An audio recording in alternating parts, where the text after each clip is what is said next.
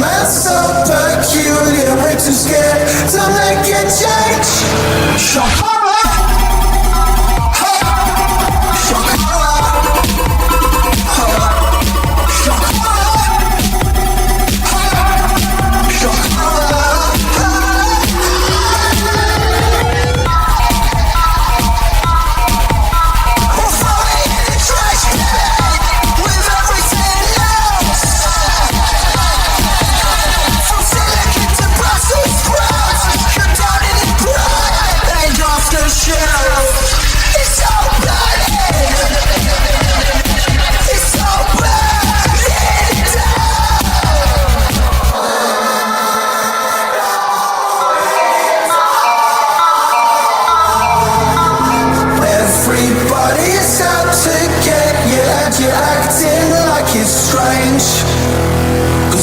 inhuman, so peculiar, we're too scared to make a change.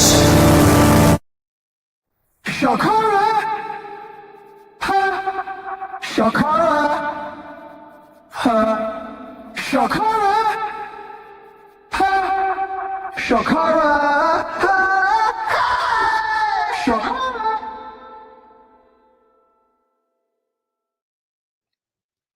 Live from below the streets of Berlin, inside of the Führer bunker's portal to Argentina. This is Library of Mass Destruction. I am your host, Capitalisimo, and joining me, as usual, is Mr. Christopher Sandbatch. How are you doing today, sir? Not good, man. I'm on life support. I don't have headphones, and it's been a strange 3 weeks. You've been all over the place, though. I've been all over the place, but I'm back in time for what day? The day that's 0 days from April 20th? The 20th of April? That's right. It's David McGowan's favorite day, the day by which all others are measured. The birthday of a certain failed art student who has gone on to do very notable things by anyone's measure. Yeah, I have been around. I was visiting some of the aforementioned painters' old friends, the Japanese, and I had a great time. Actually, I am more radicalized now than I have ever been at a previous point in my life. Yep. That's interesting. As my sinophilia continues to deepen, so this is opening new riffs on the LMD panel. Well, it's more that like I had such a good experience because it was a high trust society. I realized I was paying the end tax in ways heretofore unimagined. So, speaking of that, the only place I've gone since the last time we had a show is Memphis, where I paid so many end taxes. But I would also like to point out that in addition to being, and this is actually the first time. This is, you can mark it down, folks. This is the very first time I have been excited to sit down and read Dave McGowan. I'm extraordinarily stoned because it's Führer's birthday, and that's what you do on the Führer's birthday. That's why they made it the pot holiday, so that people could celebrate and be like, this is my one yearly marijuana cigarette. Yeah. Dude. But I don't know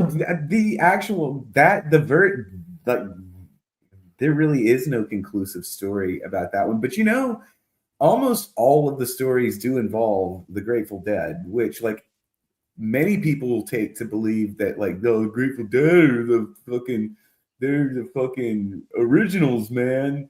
But we also have to remember that there has never been a group of people more closely associated with MKUltra than the Grateful Dead, and your explanation could still be correct. That's true. Yeah. So, strangely enough, the Grateful Dead were famously vegetarian. You know who else was a vegetarian? Oh yeah. That's right. A It's Hitler. certain birthday boy. A lover of animals. Lover of animals and the arts. What's not to like? Dave does find him suspicious. I will say many great things about Japan. That have, I'm starting to think maybe we were on the wrong side in World War II. But No, you can't do that because there's like, I've never been there, but like, how much of the pre-World War II Japan is even there? I think we like it's actually not. And It's as John. I am, as I stan Douglas MacArthur, right? I acknowledge that he completely rewrote major portions of the Japanese firmware, which is one of his numerous claims to fame. So Of the Japan seems to me it's like almost. I've never been there, but I'm like Japan, as I imagine, is about as old as tiki bars. So it's definitely recognizably a westernized society, but there are very different things going on there that like actually just kind of never occurred in the United States and never occurred or rather were wiped away in Europe. There were attempts to Christianize the Japanese. It didn't work because I think they fundamentally don't understand religion. Yeah, I mean that makes sense. Anyone raised in the paradigm, like MacArthur was not able to introduce it, and I'm sure it was not particularly an objective of his to completely wipe away the Shinto religion. It was on the list, but it was pretty far down there. It was pretty far down there, and the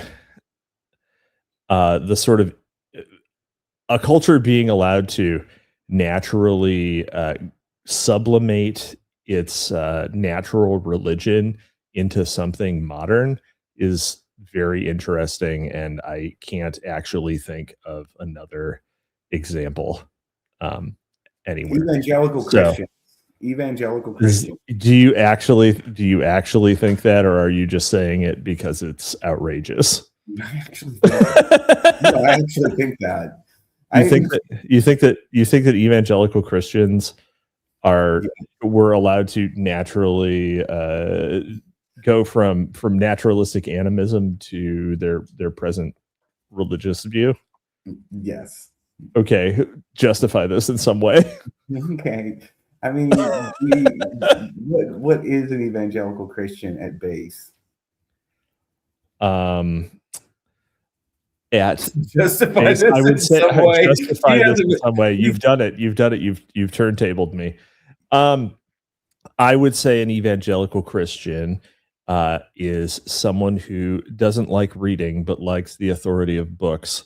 I say this, of course, as a Catholic who likes reading but doesn't like the authority of books. Okay, that's fair. Those aren't even the dimensions that I'm looking for. Though I'm like, so how does evangelical Christianity come into existence?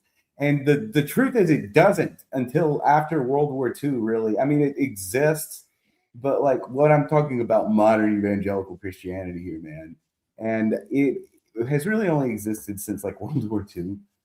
But it's this like sort of tree ring outgrowth of a series of convulsions that shook a very particular people during the course of their relatively uninterrupted sprawl across the globe, and that, of course, would be the English,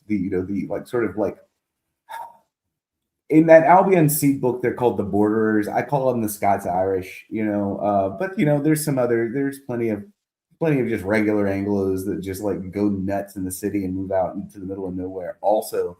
But what the post-war American state, or what we sort of term, I mean, there's been two waves of it, but the modern evangelical Christian is the power. It's the sublimate. It is exactly that. It's the sublimated ethnic religion of this group of people that were suddenly politically enfranchised by the New Deal in 1932, and they like really had like an ordeal of civility that like fused their like, because the only book they had was a Bible and like a hymn book, you know. So this is where they learned everything from. So Wasn't the Book of Common Prayer?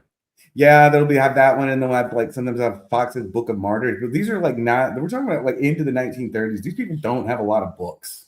Like they got like 4, you know. And then but they'll have lots of farmers' almanacs and shit like that. But they got like 4 books, so they had everything. So say it in the Farmer's Almanac. I mean, well, the farmers' almanac used to be way more interesting, but again, exactly what this is this group of people who only have their religion to do anything with, suddenly becoming politically enfranchised by the New Deal and having to like face participation in the modern state, at which and almost everything about them is calibrated, you know, with the, you know, direct assumption that those two forces are bearing on them, and their religion actually is their expression of their modernity. I mean, these are like, you know, the restorationist churches in a lot of cases, but we have like, you know, film of the first of the church's first meeting. It's exactly what they are. You just don't like the Japanese are just more elegant about it. Evangelical. Well, yeah, aesthetically speaking, it is actually, despite being an American, and evangelicals are undoubtedly American, right?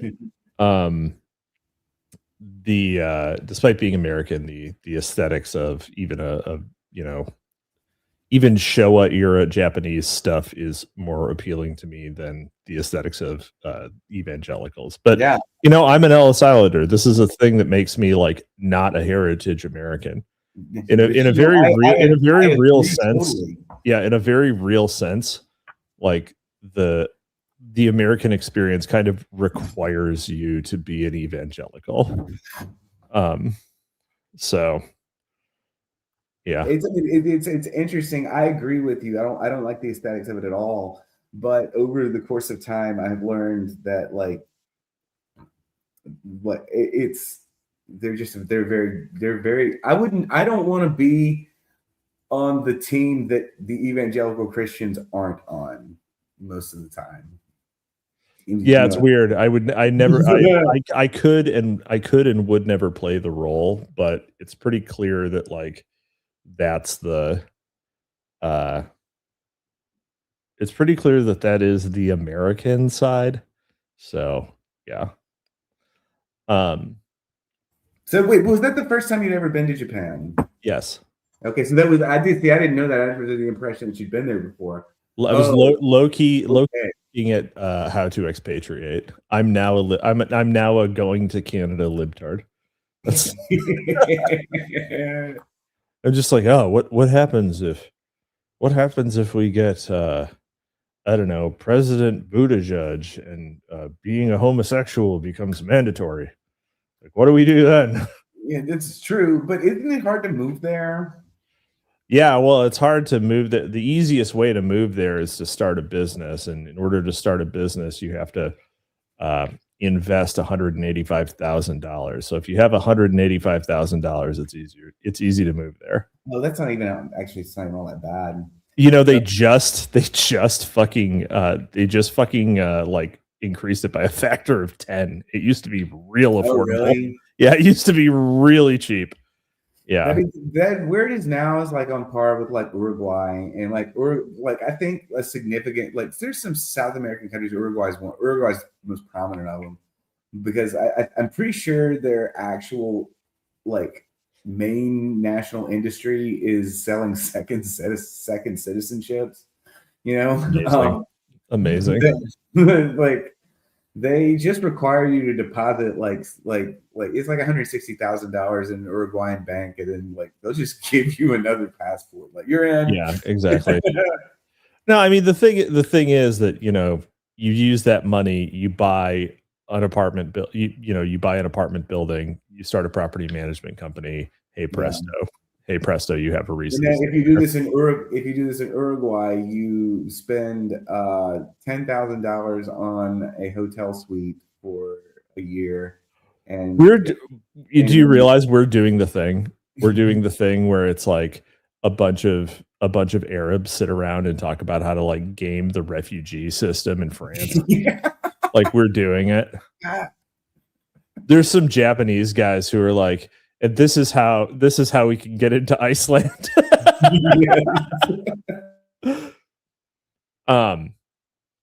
Yeah, no, it's but yeah, there are ways to do it, and of course the downside is that I would leave my homeland and never ever be a part of that society in a complete way. But I kind of don't want to be murdered, so there's that. And actually like low key quality of life way higher in Japan. Yeah, see, that's true. The only country that I like being in as much as I like literally the only one I could ever see myself actually moving to is fucking Mexico. And that'll give you an idea of my priorities. Amazing. Yeah. Fat Latina asses? Okay. All right. Just make sure you find one that likes Dragon Ball, because those ones tend to be the racist ones. We're mostly Spanish. Dude, I love Mexico. All right. El Yucateco. Sandbatch starts his Oaxacan arc. I've been there several times. That arc came and went before you knew me. Founding Baja del Sur. Yeah. Randall Shirker sent us $5 American. That is the equivalent to let's see, 800 yen. 3 weeks, and the gold just blowjob falling from the sky. That's right. But hey, at least we'll finish this book today. Bold statement. Son of Haster sends 10 Americaland fun bucks. I want to show my appreciation for you guys. I subjected my chapter members of the OGC, Old Glory Club, the real Americans, to many hours of this podcast driving to and from Gettysburg this weekend. DDD plus D discussions. The fourth D is diner goths. Dude, yeah. Not even. I have a thing.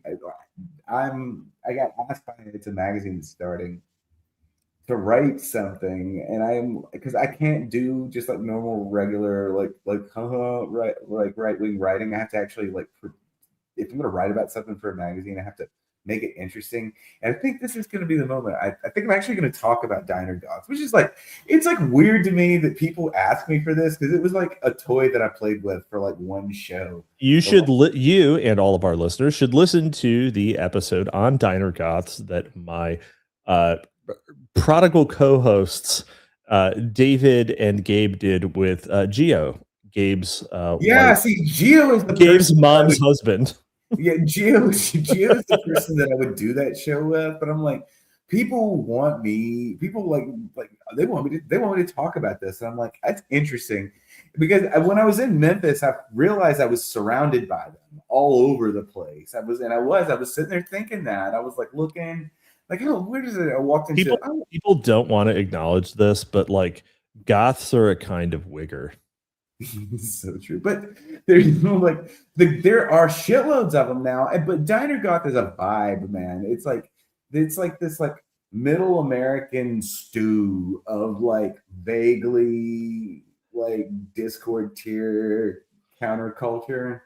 I mean, it also existed. It's also existed for at least 30 years. Yeah, I mean, I don't think anybody would deny that, but it has. The alarming thing about the trend, though, is it's swallowed. The alarming thing is that they're experiencing habitat destruction because diners are going away. No, it's they don't have to be. Yeah, they're just there's so many diners and malls. There's so many stories I wish I could tell. It's to say a woman bringing torture gear to your house. That's the kind of thing that it's so trashy. It's so trashy. The greatest thing about it is how trashy it is, and also that before it occurs, you're oh, it would be so cool and edgy, and then it's oh no, it's actually incredibly like banal and sad. Yes. You know, you can't dress like a leather dominatrix in a place that has wall-to-wall carpeting. Like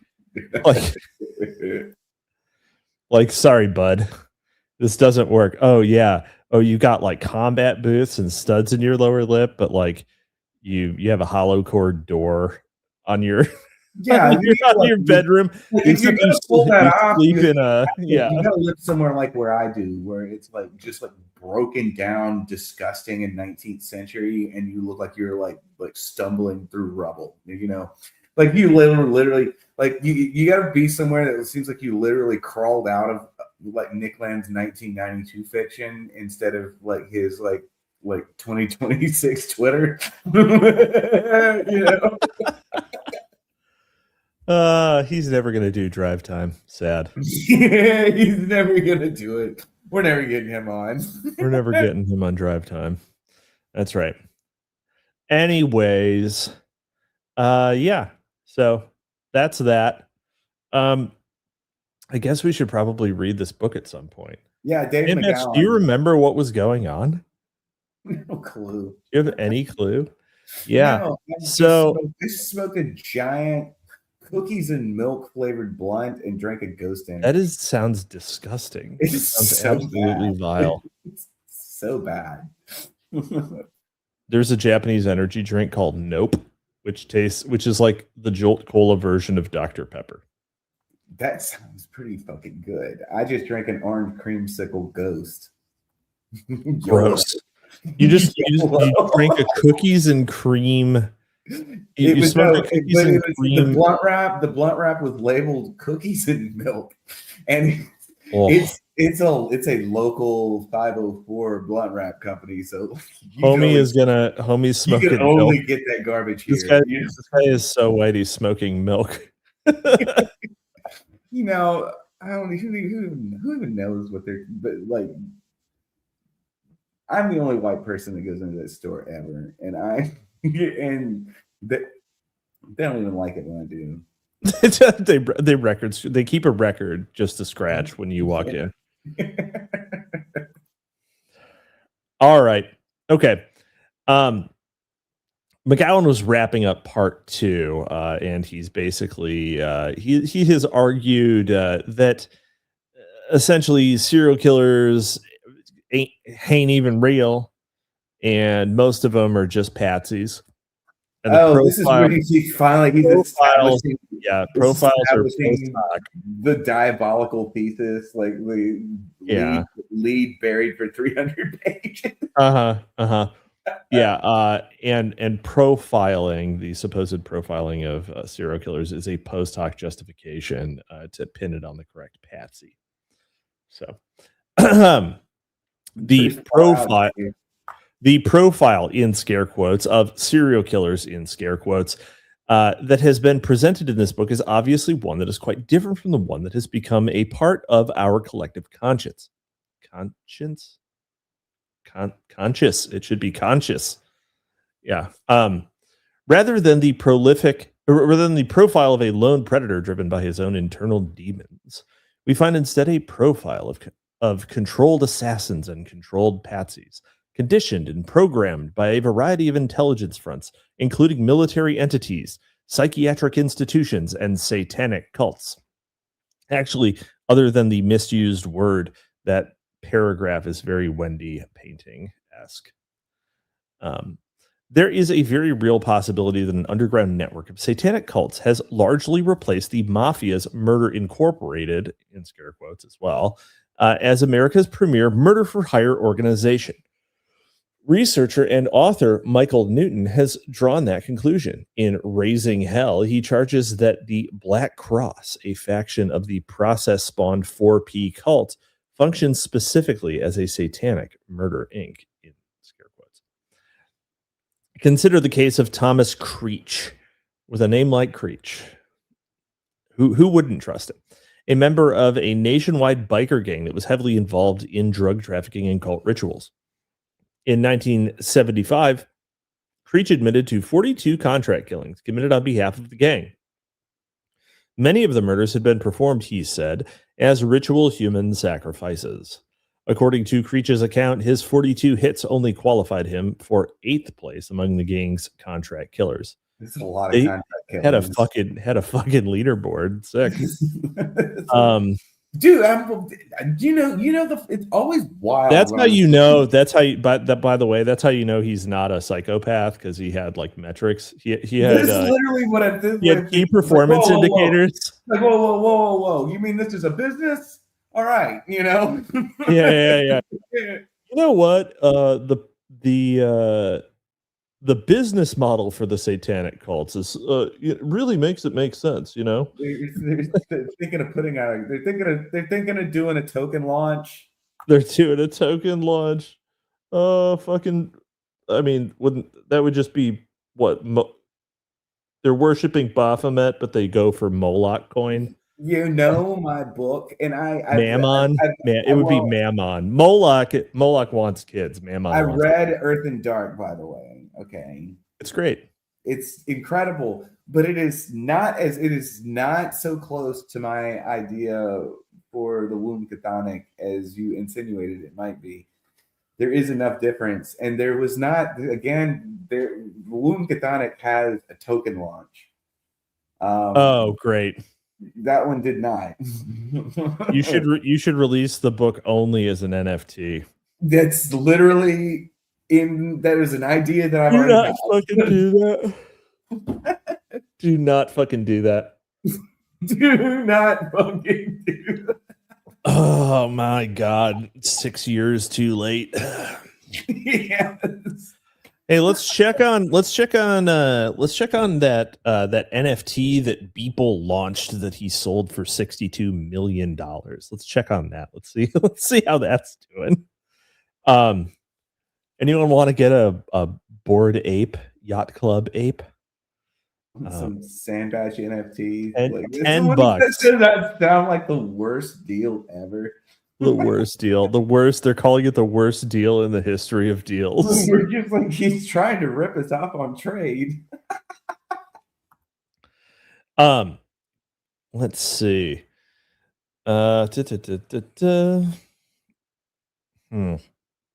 Rituals, human sacrifices, 42 hits, 8th place. Consider also the case of Bernard Huntwick of Dade County, Florida. Following his arrest in 1981 for a series of murders, he confessed to police that he was the leader of a hit squad that had committed at least 100 additional contract killings. But here, no, this is what I was going to say. What? This is all so recent. The very recency of it forces me to examine the truth that there are probably paid contract killing firms somewhere in the world with kill counts that are higher. Oh, I mean, yeah, of course. Like, how the hell would gravitational physicists keep disappearing? Dude, that story freaked me out. I didn't pay attention to it, but are you secretly a gravitational physicist? No, I'm not seeing, but I'm like, people like, dude, I wouldn't say prominent scientists in the 1960s, this would have made the news. The only reason it would have been all over the news. The reason it's not all over the news is like, we flew around the moon and nobody gave a shit. That's right. Certainly nobody's gonna care about missing fucking scientists. But that shit is spooky. Science particle physicists aren't supposed to go missing, Right. Yeah, I mean, that's true. Now it's like the plot of a James Bond film. Like I think it's literally literally Dr. No? Is the scientists start going missing? No, Dr. No is just the one where Bond is investigating the murder of Strangways. Which is the one with the moon base? That's Moonraker. Oh, yeah, I suppose I could have remembered that from it saying moon in the name. Yeah. Okay, that one. He's stealing scientists, I think. I think in 15 years it's the first time my elaborate knowledge of the James Bond novels has ever been useful. It's the only time it ever came up. where I missed like $100 Who Wants to Be a Millionaire question. Like, which of these James Bond movies had a moon base in it? Dr. No, Goldfinger, Moonraker, Moonraker, Octopussy. Octopussy. I'm gonna have to go with Moonraker. Final Anyway. answer. You Yeah. made him say it every fucking time. Is that your final answer? Yeah, you it's sure? my final answer, Are you dude. fucking sure? Final answer. Final answer. All right. Yes, Alex. Are these merely deranged men suffering from delusions of grandeur, or are they men who have given anyone willing to listen to their stories a peek into a world that few dare to imagine exists in modern-day America? This question is a disturbing one, but one that nonetheless begs for an answer. Although the serial killer stories told herein vary considerably from the accounts usually told about these men, the vast majority of the information presented herein was derived from mainstream media sources, including newspaper and magazine articles, television documentaries, books released by reputable, in scare quotes, publishers, and true crime, in scare quotes, websites. The primary difference, like this website, we're a website. The primary difference between this book and others in this genre was that the anomalous facts that invariably accompany the stories of serial killers have not been downplayed and explained away, but rather have been emphasized to illustrate what are almost universally presented as trivial irregularities are in fact patterns that weave their way through the stories of America's most feared criminals. Dude, the problem with this now is Dave. You have to remember Dave probably sounded far out a couple of years ago. Like I remember, I remember Jay. Died. Oh yeah, no, this is basic. Now it's like, but the thing is that this is also one of the most covered books. Right. It's like you just read it and you're like, when now the material is horrifying, but whenever Dave steps in to start talking, he's just like a dude with AI psychosis.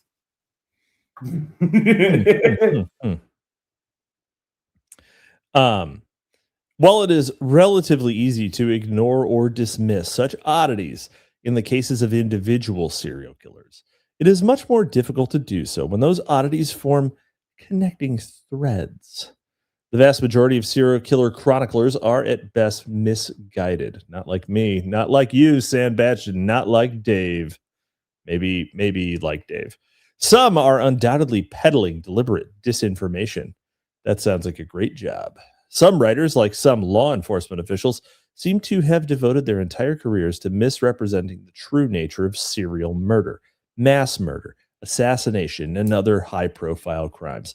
You know, when he's said serial murder enough times that I really want to go to the store and buy a box of Smacks.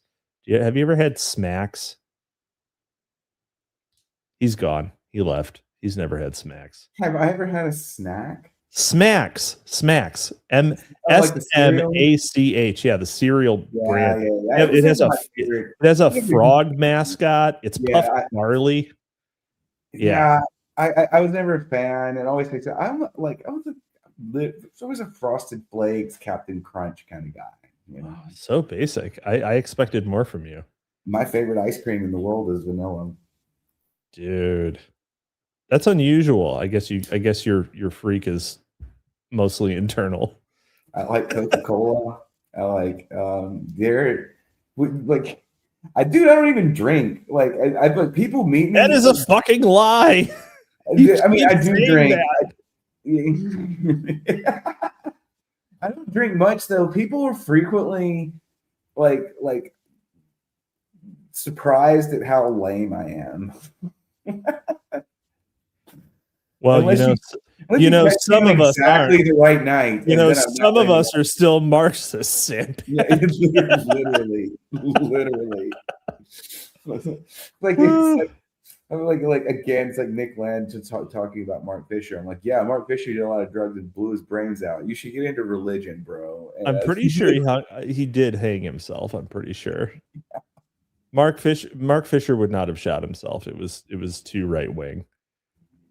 Mark Fisher is interesting because he was so anxious about being like remaining on the left wing that I'm pretty sure that's why he punched his ticket, because he realized it was going to be impossible. It's like he felt like he was turning into a vampire, and he was just like, just do it. Yeah. Whereas Land was like, just fucking drain me, Dracula daddy. So Dracula daddy. Fuck. Yeah, quote Nick Land. There we go. He'd say so. I bet drain me, Dracula daddy is Beast Pulse. He'd be all on board if the esoteric gematria for that was 666. Yeah. All aboard. All right. Anyway, some are peddling disinformation. Some writers, like some law enforcement, seem to have devoted their careers to misrepresenting the true nature of serial murder, mass murder, assassination, and other high-profile crimes. Seeming to fit that profile is author Gerald Posner, dropping bombs on Gerald, who recently penned a grossly disinformational piece on the Boston Strangler case for Talk magazine. Posner's article came directly on the heels of a joint press conference held by the relatives of both Albert DeSalvo and his last purported victim, Mary Sullivan. The families were demanding that the investigation be reopened and the long-suppressed police files released. Posner's article reads very much like an effort at damage control.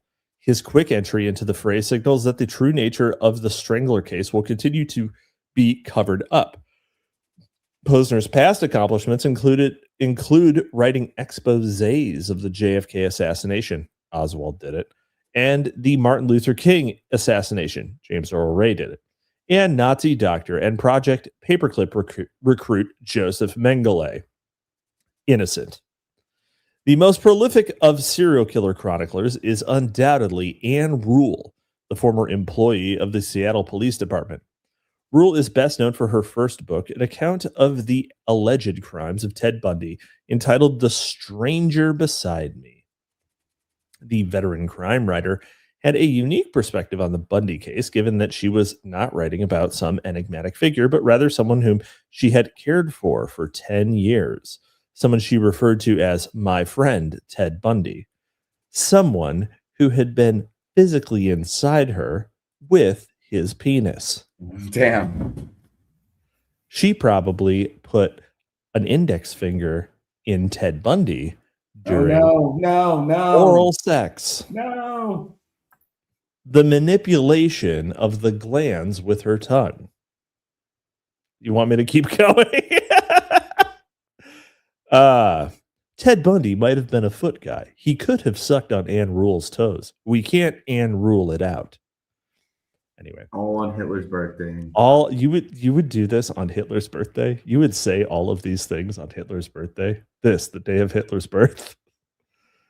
Perhaps it is just a bizarre coincidence that the investigative journalist working on you do this right in front of my birthday cake that says "Happy Birthday, Fuhrer."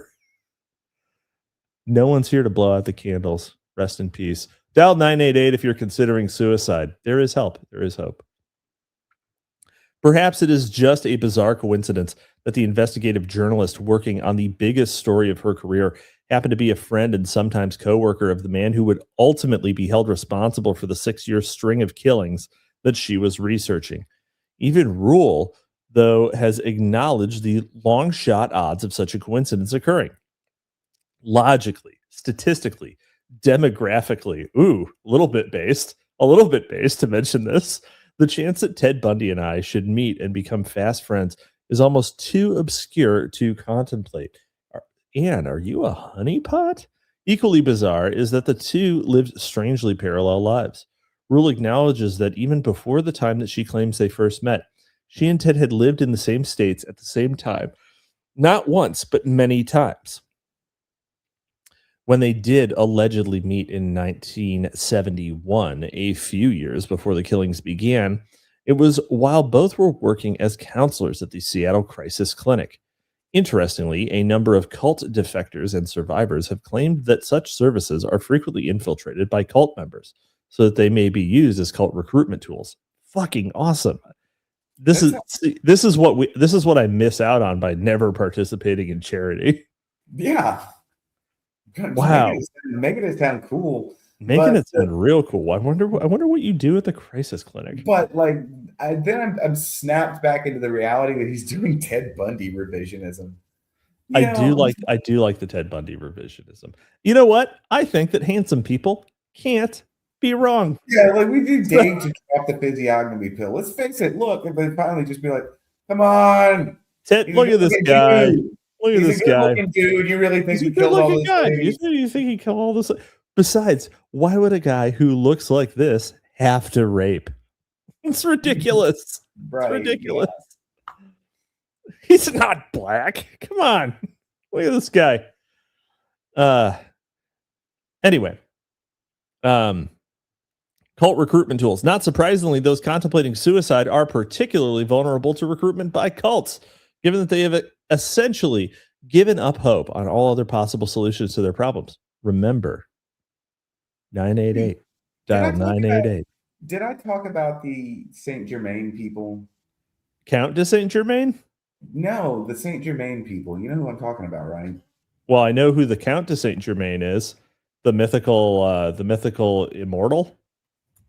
Is this from this cult that has the green books? Oh, no. The Count de Saint Germain is an alchemical figure who has allegedly popped up several times from the Renaissance to the present, and is supposed to have a great amount of alchemical and scientific knowledge. Yeah, no, yeah. Basically, he's John Dee, our John Dee, who is also the real John Dee. Yeah, he's also, as it turns out, the real John Dee. But yes. It's at one point in time, it was this theosophic cult that was founded, and they have a fucking, I don't know how they got there. I don't know why they're there, but they at one in like the 1920s, like, you know, when this stuff was like going around, they had, I mean, like something like 2 million members. Okay, so this is like a legitimately sized organization, this theosophic non-church that like is like inside the loop in downtown Chicago. Oh, the I Am movement. Yes, them. Yeah, them. Oh, yeah. Yeah, actually, I have a couple. Yeah, I have a couple books from them. I haven't read them yet. I just I found them in some places where one would find esoteric books, that I will not share because it has potential to dox me. So interesting. But I have several, but I haven't. They were bargain. All of these groups produce like voluminous quantities of material. So yeah, there's one thing they can do, it's flood the world with printed material. Yeah, that's right. But I've been involved at 2 separate times with different women that had ties to this group, and their headquarters, the I Am movement, their headquarters is in Chicago, but like they're really associated with fucking Mount Shasta, California.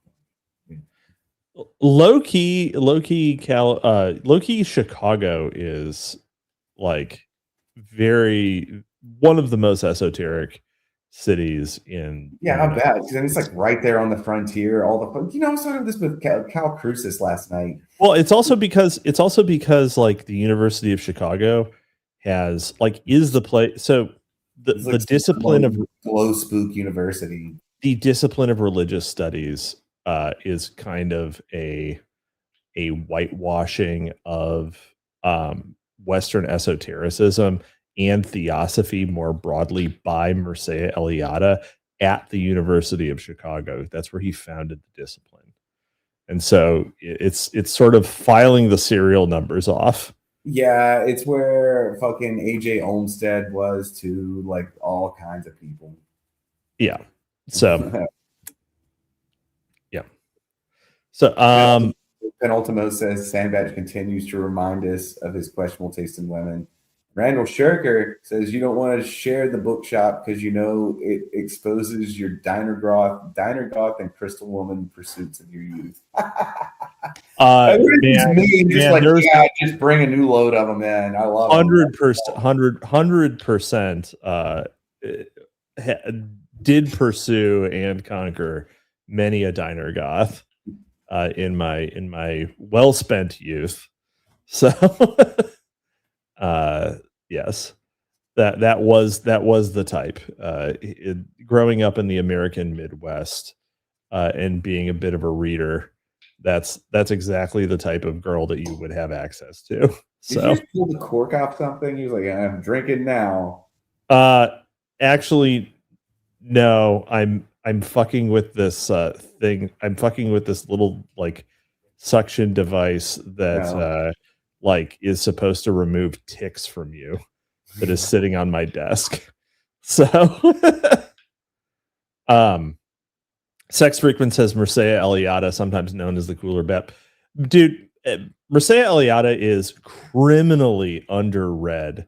Like the fact that people are reading like Renee Guénon and Evola right now, but not Eliade, I don't get it.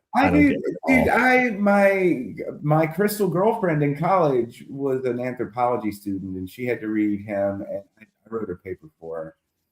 That was the only time I ever encountered him, but I kind of got the because I had like from ritual to Rome, and again, I was a literature student, so I spent 4 years literally getting paid to do this, just sitting around reading books, and there's some formal aspect of this to me. I always feel like I have to justify it, but I'd read From Ritual to Romance. I was sort of really deep into like what I understood as the like sort of the high moderns, and it's what Iliad fits squarely with them. And I just never found Renee Guénon and who's the little fucking Italian dude. I just never found them. I just thought they were the real little one, Marinetti. There's two of them, and one of them is smaller than the other, but they're both kind of small. They're both a little small. They're not the big guys, But the thing about Italian men is that even when they're 5'2", they're well proportioned. They don't look little, right? Like if they take roids, they look like they're 6'5", right? Brick shithouses, well proportioned. That's the real superpower of Italy. I would spend a lot of time looking at Italian men if you want to know the truth. But you've never watched Pumping Iron? Dude, I remember the show. Growing up, I thought the show Jersey Shore came on Animal Planet because it was a wildlife documentary. It really is. It actually is kind of. It is kind of an ethnography. I look at Martin Scorsese movies as like ethnographies of exotic lands, like so little. And there's like, I've been in the northern cities recently, and like still to me, New York I can kind of grok a little bit, but I'm going to New York in a couple of months or a couple of weeks, and it's going to be fucking weird. And like I'm literally in a foreign country. It's like I grew up, like I go into like these, like I'll see these places and I'll be like, whoa, it's just like in that Martin Scorsese movie. Treated like an alien ecology, That's right. That's right. Going to northern cities for me is like it's like visiting a national park in a lot of ways. I'm like, wow, look at this one. He's drinking orange wine. Did you ever have a thing for Snooki? No. You didn't? No, I didn't. I never watched. I didn't. Oh, you never watched the Jersey? I didn't watch a lot of television. Jersey Shore. The only thing I would do is like I would get really high sometimes with my friend, and we would watch like trash TV late at night. So I watched a lot of a show called Northwoods Law for a while, which is about game wardens in Maine. Amazing. All right, the image on the screen is Snooki from the height of Jersey Shore to essentially the present day. And I just want to tell you this This is the arc of the diner goth. Damn. It's the same thing. It's the same thing. All the diner goths settled down and had 4 kids. Oh. Yep. That's right. And they settled down with a himbo too, by the way. So Fuck is that, bro? a himbo is like a bimbo, but it's a guy. Oh, see now, look, Guido points. This is true, and it's like I am as out of place discussing this as you are, as you motherfuckers who think beef barbecue is the beef is barbecue are talking about. You've never had brisket? That's not. It's not barbecue. Fuck. Processually, barbecue has to be pork. It's all barbecue styled. Ultra orthodox barbecuer. Yeah, this is like ultra orthodox barbecuers here. but like I'm totally out of my like. I look at a creature like Snooki. I look at a thing like Snooki, and it's like not. I hate saying this, but it stirs the same part of me that like looking at a picture of like some other great ape does. Like I recognize it as vaguely human, but like great games.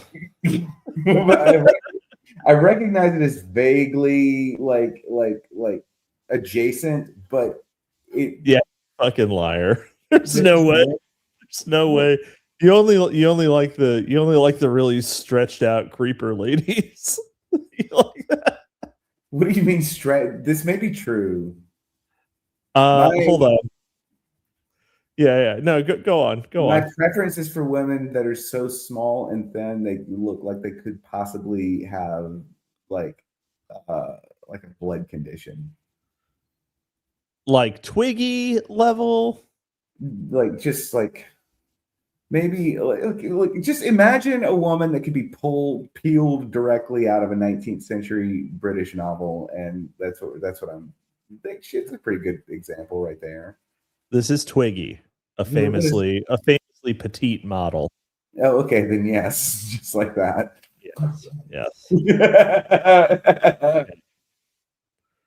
Yes. Okay. Well then. So you're like what? Hold on. Okay, so if we're staying on Italians, who is the fuck? How am I forgetting this bitch's name? Oh yeah. There we go. All right, so you like cadaverously thin women, and so are you telling me that you're an Ariana Grande stan? I don't really. Is that her? Yes. No. Catastrophically waifish. Okay. But I can't get it. There's nothing going on in her eyes. She's got. I don't think this is there's something not from a particular region that I'm looking for in there. You know who I think is like, let's see, who's around now? The skin sort of being stretched across her skeleton. That isn't like what you're going for. You know who I think is fucking beautiful? Kamala Harris's stepdaughter. Her too. I think she's. I think she's beautiful too. But I'm talking like Emma Watson. Yeah. This one. Oh, let me see. Kamala Harris's stepdaughter. Yeah, she's cute. She's not like, oh, you wouldn't take her to a Mardi Gras ball or anything, but she's like should be great to hang out with. I would, because there would be plausible deniability for the subsequent disappearance. Of who? Who's going to disappear? I guess me. I just get assassinated. That's getting honeypotted by a 4 would be really embarrassing.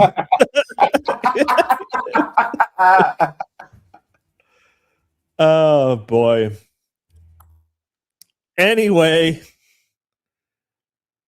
What then are we to conclude from the fact that Rule had almost as many connections to the victims as Bundy did?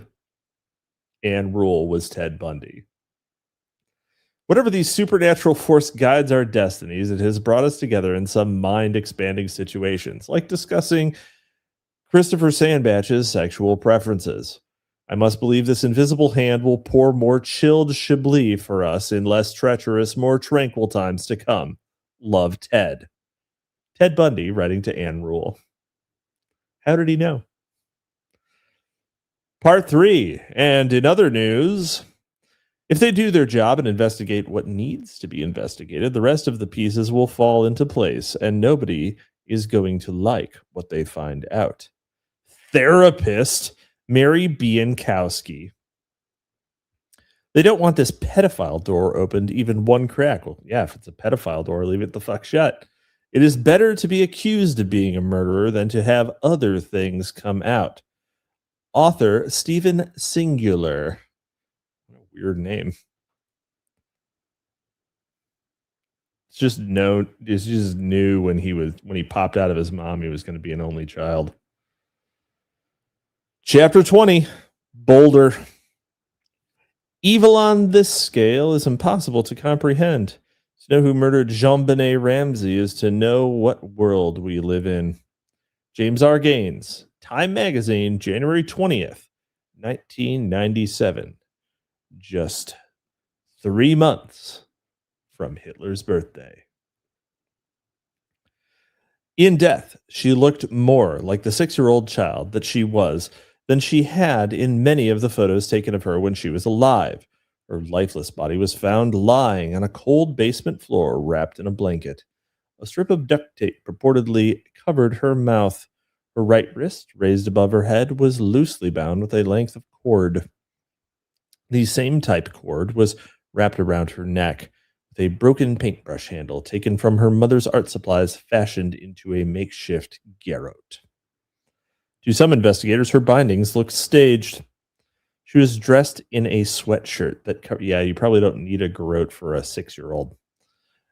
She was dressed in a sweatshirt that covered a long-sleeved undershirt. White pajama bottoms covered her white panties, which autopsy report later revealed were stained with blood.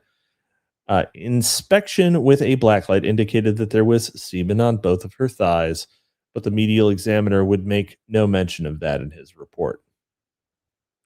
To some investigators, it looked as though she had been redressed after her death. She had been sexually abused, severely beaten about the head, causing a massive skull fracture, and then strangled to death. Rigor mortis had fully set in, and police on the scene reported the smell of decomposition. She had undigested food in her stomach and small intestine, identified as pieces of pineapple. On the palm of her left hand was drawn a small red heart. About her neck was a chain bearing a crucifix. On her wrist was a bracelet. Engraved on one side was her name, JonBenet Ramsay, and on the other, the probable date of her death, December 25th, 1996. It would not be a Merry Christmas for her. The previous evening, JonBenet had attended a party at the home of family friends with her parents, John and Patsy. Go into the footnote.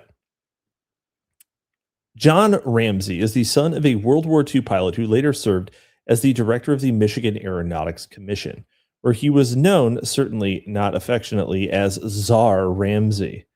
John himself served as a naval officer and pilot in the Philippines in the late 60s. He later formed a company that he named Access Graphics. That company later became a subsidiary of Lockheed Martin. Weird that graphics company. Okay. One of the nation's largest military intelligence contractors, but you all knew that. After the buyout, John served as the company's president and CEO. His vice president of operations was Donald Paugh, his father-in-law and former Union Carbide engineer. Patsy, a former beauty queen, was the oldest of Paugh's 3 daughters. A Miss America pageant judge once described her as a little automaton. In his book on the Ramsay case, Cyril Wecht described the Paugh family as insular, like a closed society unto itself. Nedra, Patsy's mother, appeared to exert extraordinary influence over her adult daughters. John Ramsay also exerted considerable influence over one of her adult daughters. One of her adult daughters. There we go. All right. Let's see. Johnny Walt, $2. It's that guy's birthday today. We do that yet? Yeah, we sure did. Thank you for the $2, John. Sandbatch, you're still muted. I don't know if you noticed that. Yeah, I know. I just hadn't had a whole lot to say. But yeah, no, it's somebody's birthday. John, yeah, so That's right. We're happy reminder. Birthday to you. That's right. We're going to keep reading about a murdered child. Yeah, see, it's depressing, man. It's depressing. I'm trying. And her, let's see, John and Patsy and her brother Burke. The Ramsay family had returned to, I wonder how Burke's doing. The Ramsay family had returned home at 9:30 p.m., by which time JonBenet had fallen asleep. She was carried inside and put to bed, allegedly last seen alive around 10 p.m. Patsy Ramsay claims that she woke up the next morning sometime after 5 a.m. and headed down the back stairs, which were generally used only by those who were familiar with the house. There she found a ransom note that she quickly read before entering her daughter's room to find that the child was missing. Footnote 42, real quick. This is the version of events that Patsy Ramsay has long held to. By her initial account, however, she discovered the disappearance before finding the note. Sorry, go ahead. This is one of these stories that, like, it just seems to me like this, like, bizarro case and, like, has, like, no actual resolution. And, like, no, it's like a Chinese finger trap. Yep, that's right. I actually don't know that much about the JonBenet Ramsay case. It's just like, you know, it's kind of like a locked room murder. Yeah. Yeah, it's like it's almost like a puzzle piece. Like there's not a whole lot linking the parents to it. As far as I know, I mean, you know, I'm sure David McGowan is going to have some contradictory statements to that. But like the other thing is a kid gets murdered, and do you just automatically send their parents to prison? Like, does that seem right? It's just kind of fucked. So, but it's like one of these cases where, like, the chain of evidence was totally fucked. Like, everything about it's fucked. There's like nothing can be, there's like no way to establish ground truth. Yeah, like you should just find another, like a confirmed pedophile, and just like torture him a little extra before you kill him. Yeah, just to you know, help. Just give him a good one for old JonBenet. But $118,000 for a kid. I mean, come on. I don't know. $118,000. Not very much. $118,000 is a pretty good amount. Have you heard of how much kids are supposed to cost in these? I mean, it's like $50 basically. It's like $10,000 for a human. That seems real. 10 times that, we're getting there. Like I'm not saying that 118 is right. Like, I wouldn't start providing children to creeps for $118,000. I would. You would. I'm not saying I have a price here, but it would be north of $5 million if I did. There is a price. 10,000. There is a price that I would compromise my ethics that much for, but it would have to be a whole shitload, and I'm not going to state the number because I want to this is an RFP. This is a request for proposals. Right, you want me to do this? All right. You better make it good, because if it's not enough for me to say yes, I'm sending you to the police immediately. That's a great business model for an actual fucking, like, puts me in a strong negotiating position. Yeah, it does. Yeah, it does. It does. Yeah. It does. It's like, you know, you come to me on the day of my daughter's wedding and you lowball me for the price of this small child. But, you know, the way that I'm, like, conceiving this here is, okay, so yeah, you can get a kid for 10 grand. Unfortunate use of the word conceive. You can get a kid for 10 grand. But can you get this kid for 10 grand? Okay. You're selling the Bugatti kid. Yeah. Fair enough. Okay. Yeah, I mean, you know what? The whole pageant circuit is pretty fucking sus. Like, I mean, kids are Like dime a it's dozen, but like there is already expressed interest in this child, which makes its value skyrocket rapidly. That's a good point. That's a good point. Yeah, I mean You gotta understand that's market. why they do the beauty pageant thing, You gotta understand market right? structure. You got to really you got to tart up the product. Mm-hmm. It is kind of fucked up. We probably shouldn't do those. It's I like, yeah. I hate the idea of flesh markets, but I do have a graduate degree in Southern history, and that included reading about slaves a lot.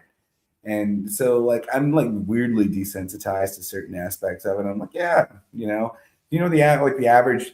Yeah, but it is more slave fucked up to do it to your own kid. Yeah, but I mean, did they? There's no way to tell. I mean, the David McGowan is going to say that the Ramsays eyes wide shutted their daughter. Is that what he's actually going to say here? 100%. All right, let's find out. At 5:52 a.m., she placed a frantic 911 call. It was later realized that Burke Ramsay's voice could be heard on the recording of the call, although John and Patsy steadfastly maintained that Burke was not up yet from bed when the call was placed. What are the fucking I'm just going to say here, what are the fucking odds that a kid would be still asleep at 5 a.m. on Christmas morning? 50-50. I feel like I feel like anything happens, that kid is out of bed like a shot to see if there are Christmas presents. This may become a complicating feature here in a second. Boulder police arrived at the Ramsay home 7 minutes later to find Patsy hysterical and John collected, but pacing. This was the second time in just 3 days that a 911 call had been placed from the Ramsay home. The first was on the night of December 23rd during a party attended by an estimated 100 guests drawn from the elite of Boulder society. The guest list for that party had never been made public, nor his reason for the first 911 call. Footnote 43. One man who is known to have attended is Bill McReynolds, who played Santa Claus for the event. On December 26, 1974, exactly 22 years before the murder of JonBenet, Bill's own daughter had purportedly been abducted along with a friend from the McReynolds home not far from Boulder. The girl was released unharmed after being forced to witness an assault on her friend. There were no arrests made and no charges were ever filed. Not long after that, Bill's wife Janet wrote a screenplay entitled Hey Rube that concerned the abduction, torture, and murder of a young girl whose battered body was discovered lying on a cold basement floor. Are you shitting me? When Bill McReynolds was extended an invitation to speak at JonBenet's memorial service, he used the opportunity to share memories of not just the slain beauty queen, but of a few other kids with whom, bizarrely, he had been close before their untimely deaths. Very suspicious. The Ramsays considered McReynolds one of their prime suspects. The temperature is rising here. Along with 160 other people whose names appeared on their self-serving suspect list. They had 100. How do you have a 160 person suspect list for the murder of your daughter? If you know that many people who you think might murder your daughter, why? Like, why? Because you murdered your daughter. Yeah. You just hang out with child murderers because you are yourself a child murderer. But you didn't think that all the child murderers who murder children with you would ever murder your child. All right. The first officers to arrive at the Ramsay home were presented with the purported ransom note, 2.5 handwritten pages of bizarre ramblings that were withheld from the press and public for 9 months. The note's authors demanded a ransom of exactly $118,000 in cash, which happened to be the amount of the Christmas bonus that John had just received. They claimed rather preposterously that they represented a small foreign faction. What does that mean? No one would ever say that of themselves. They warned that if their demands were not met, JonBenet would be decapitated. The Ramsays were instructed to expect a telephone call that very morning between 8 and 10 a.m., but the call, of course, never came because they were both in the same room with the cops. Hold on.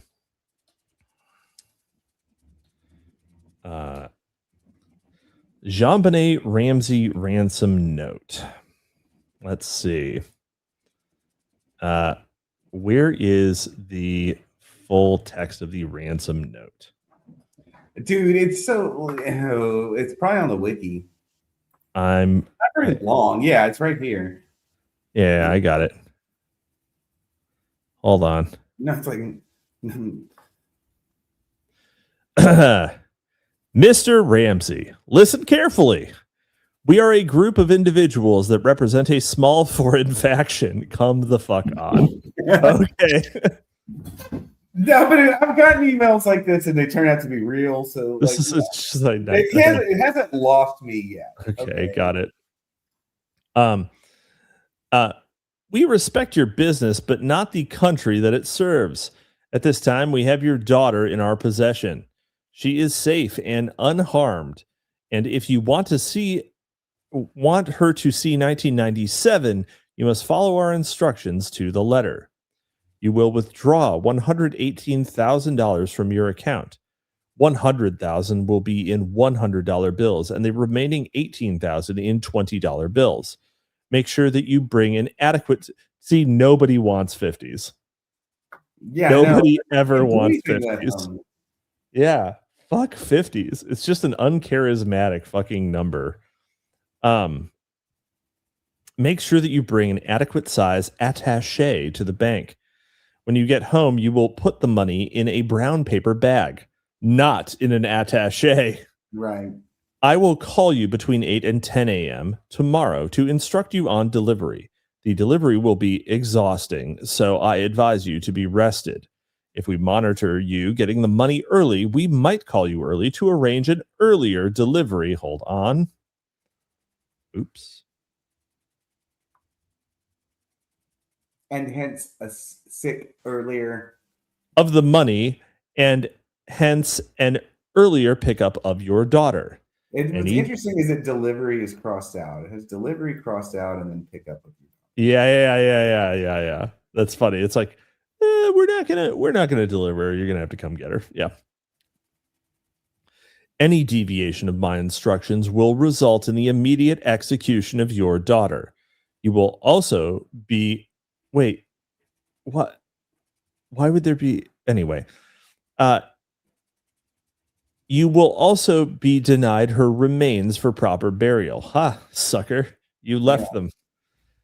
The two gentlemen watching over your daughter don't particularly like you, so I advise you not to provoke them. Speaking to anyone about your situation, such as police, FBI, etc., will result in your daughter being beheaded. If we catch you talking to a stray dog, she dies. If you alert bank authorities, she dies. If the money is in any way marked or tampered with, she dies. You will be scanned for electronic devices, and if any are found, she dies. You can try to deceive us, but be warned that we are familiar with law enforcement, countermeasures, and tactics. You stand a 99% chance of killing your daughter if you try to outsmart us. Follow our instructions. Hold on. And you stand a 100%. And you stand a 100% chance of getting her back. If you and your family are under constant scrutiny as well as the authorities, don't try to grow a brain, John. You are not the only fat cat something, so don't think that killing will be difficult. Don't underestimate us, John. Use that good Southern common sense of yours. It is up to you now, John. Victory! SBTC. Small Bitcoin. Yeah. Interesting. Not really very convinced. Not really very convinced by that, I'm going to say. We are a small foreign... Sex frequent, we're a small foreign faction. Hey man, that's not funny. Child murder is one thing, but anti-Semitic jokes is where I draw the line. Oh my god. For reasons that have never been adequately explained, the investigation was compromised from the very beginning. What if the small foreign faction was real, but they arrived and found JonBenet already in that state, and they were like, "Oh, fuck. This is awkward. We got to go." Anyway, for reasons that have never been adequately explained, the investigation was compromised from the very beginning. Officers inexplicably failed to secure the crime scene, allowing the family's pastor and a number of friends to freely come and go from the home. No effort was made to prevent the contamination of any potential evidence. Detectives did not arrive on the scene until 8:10 a.m., over 2 hours after the first patrol officers arrived. It was Christmas morning. It took another 12 hours for the coroner to arrive, and once there, he reportedly spent just 10 minutes examining the body and the crime scene. At around 10 a.m., detectives allowed John Ramsay to leave the house unescorted for over an hour.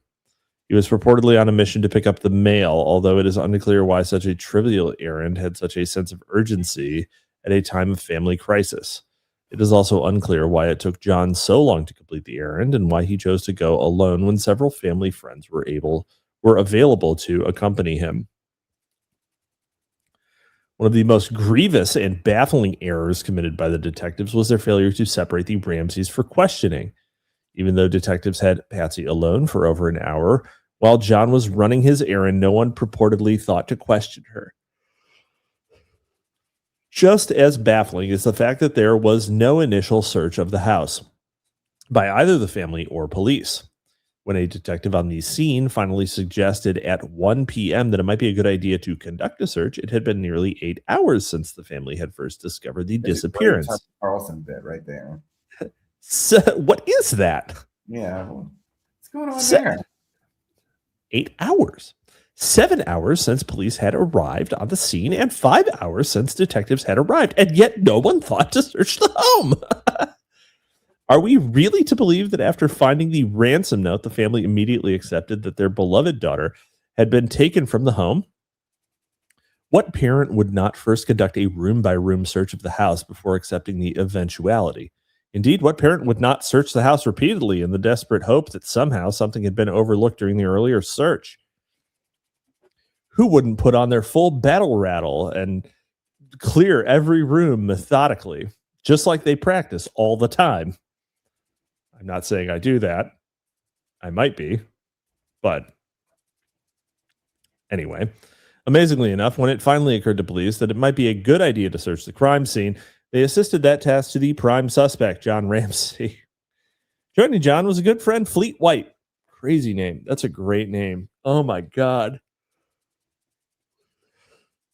An oil man, an oil company executive who had hosted the party the Ramsays attended the previous evening. Fleet White, the oil man. Is that amazing? That's great. That's good for him. And who the Ramsays placed a call to immediately after placing the 911 call. Ramsay and White quickly headed to the basement where they almost immediately found JonBenet's body, demonstrating in doing so that no effort had previously been made to look for the missing girl. Although White later claimed that he had checked the basement earlier and saw nothing out of the ordinary. John Ramsay promptly picked up his lifeless daughter and removed the tape from her mouth. Strangely, though, the autopsy report later made no mention of tape residue around JonBenet's mouth. He then carried her upstairs and laid her on the floor. Patsy Ramsay immediately collapsed on the body of her child. A detective then moved the corpse and covered it with a blanket. In the space of just a few minutes, some of the most crucial evidence of the case had been hopelessly contaminated. Anne Louise Bardock, writing for Vanity Fair, quoted one officer's recollections of John and Patsy's reactions to the discovery of the body. What was interesting was when John Ramsay brought the body upstairs, he never cried. But when he laid her down, he started to moan while peering around to see who was looking. Patsy, he said, peered at him through splayed fingers while making sobbing sounds. The officer described being haunted by the manner in which Patsy kept staring at him. He also noted that he never saw either of the Ramsays attempt to comfort or console the other. The glaring incongruity of finding both ransom note and the body of the purported kidnapping victim coupled with what was viewed by many as inappropriate behavior by the Ramsays, seemed to indicate that the crime was something other than a botched kidnapping. You see, okay, so the weird reaction thing, people get into this a lot. Like, what was it, that one where a guy like just started uncontrollably laughing after his kid had been in like a mass shooting or something like that? Do you remember that? No. You don't remember that? Okay. I mean, I don't doubt that it happened. I don't remember it. He was just like in a press conference and he was like laughing, right? He seemed like he was laughing a lot. And they it was used as like evidence that it was a, you know, he was a crisis actor or something like that. Pretty shit one if that's the case. But no, that's a pretty But the thing is that expect to be a result, like you're just expecting generalized shot to the system. You never know what's going to come out. That's what I'm saying. Like, you know, you can't really say that every person's like, a person's not going to react like it's a fucking stage. My response to grief is not good. I don't have good grief response. Yeah, it might make me look suspicious. No kidding. Yeah, like if you could shut down, tons of people would shut down. If a guy shuts, hold on. Like if a guy shuts down and like goes low affect, yeah, he could look intimidating easily. Yeah. Easily, a guy could look intimidating if he went low affect because he was just like completely locked in mentally, trying to process. Like that's pretty much how it goes. Yeah. It's like fall back to command line interface. Yeah, no, and I laugh very readily in bad situations. So I also would not. I'm also in a major danger zone if something occurs. So yeah, just the only time I've never actually. It'll surprise the chat to know that I've never been arrested, and I never even get in trouble with the police. The most trouble I've ever gotten in with the police was, remember, I got pulled over. I would get pulled over, but I'll start shaking because I have to deal with police, and then they'll get really interested and start like, "Why are you shaking, boy?" And I'm like, "Because you're fucking patting me down." You know what? Yeah. I've got sensitive nipples. It's like, I am not, because the answer to your fucking question is because I think it's absurd that I'm being handled this way by the police. And I don't know, like, this violation of myself is not what I'm used to as a rich kid, you know? Yep. Yeah, I just responses are weird. People have weird responses to things. So people have weird responses to things. It's just be the way it work out sometimes, you know? Yeah. As far as the evidence goes, like we can, anyway, let's see here. Something other than a kidnapping. The preponderance of evidence did not support the idea that an intruder was to blame. No footprints were observed outside of the home, even though snow covered much but not all of the ground. There were no signs of forced entry. A ransom note most likely originated from within the house. The pages appeared to have been torn from the Ramsays' own legal pad. A pen found in a cup in the kitchen was likely the writing instrument. According to some reports, the first page in the legal pad, which was still attached, contained what appeared to be a false start at writing the ransom note. The unlikely scenario that we are asked to believe is that an intruder entered an occupied home seeking a victim to abduct, but then inadvertently killed his intended victim, at which time he decided inadvertently sexually assaulted his 6-year-old intended victim. Killed his intended victim, at which time he decided to hide the body in the basement, assuming that it wouldn't be found. He then searched the house for a pen and paper before composing both an unfinished draft and a final ransom note, the latter of which rambled on at some length. The room where the body was found was in an out-of-the-way area of the spacious home's basement. Only a family member would have likely known of its existence. John Ramsay acknowledged that fact in a CNN interview. The room that we found her in is kind of in a remote part of the basement. How big is this fucking house?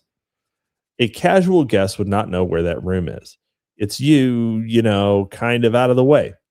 Despite the early acknowledgement by the Ramsays themselves, the Ramsays spin team later vociferously denied that the room would have been difficult to locate for someone other than a family member.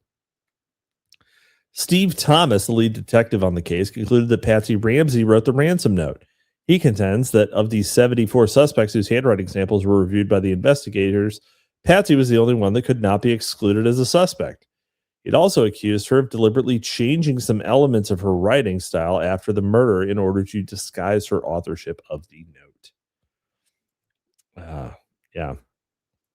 This isn't great, but it's like, I read the Wikipedia page, and there's like something here that seems to me, so it seemed conclusive whenever I read it, but I'm waiting to see if Dave gets to it. But there's one that's like so blisteringly bad that like, but it also is just there's so much uncertainty surrounding it. Because apparently, I mean, I don't want to keep going. Okay. Let's see. Sex Freakman says, imagine how horrible it would be if a loved one died in some brutal tragedy and you made the biggest banger joke you've ever made in your life. Just jamming out your fucking mom gets murdered in front of you and you just start jamming out of control to handle your grief. John Ramsay. Uncle Ted says, evening, ladies.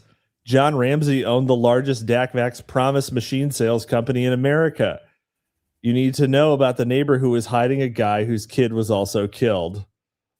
Yeah, there was already a footnote on Bill McReynolds.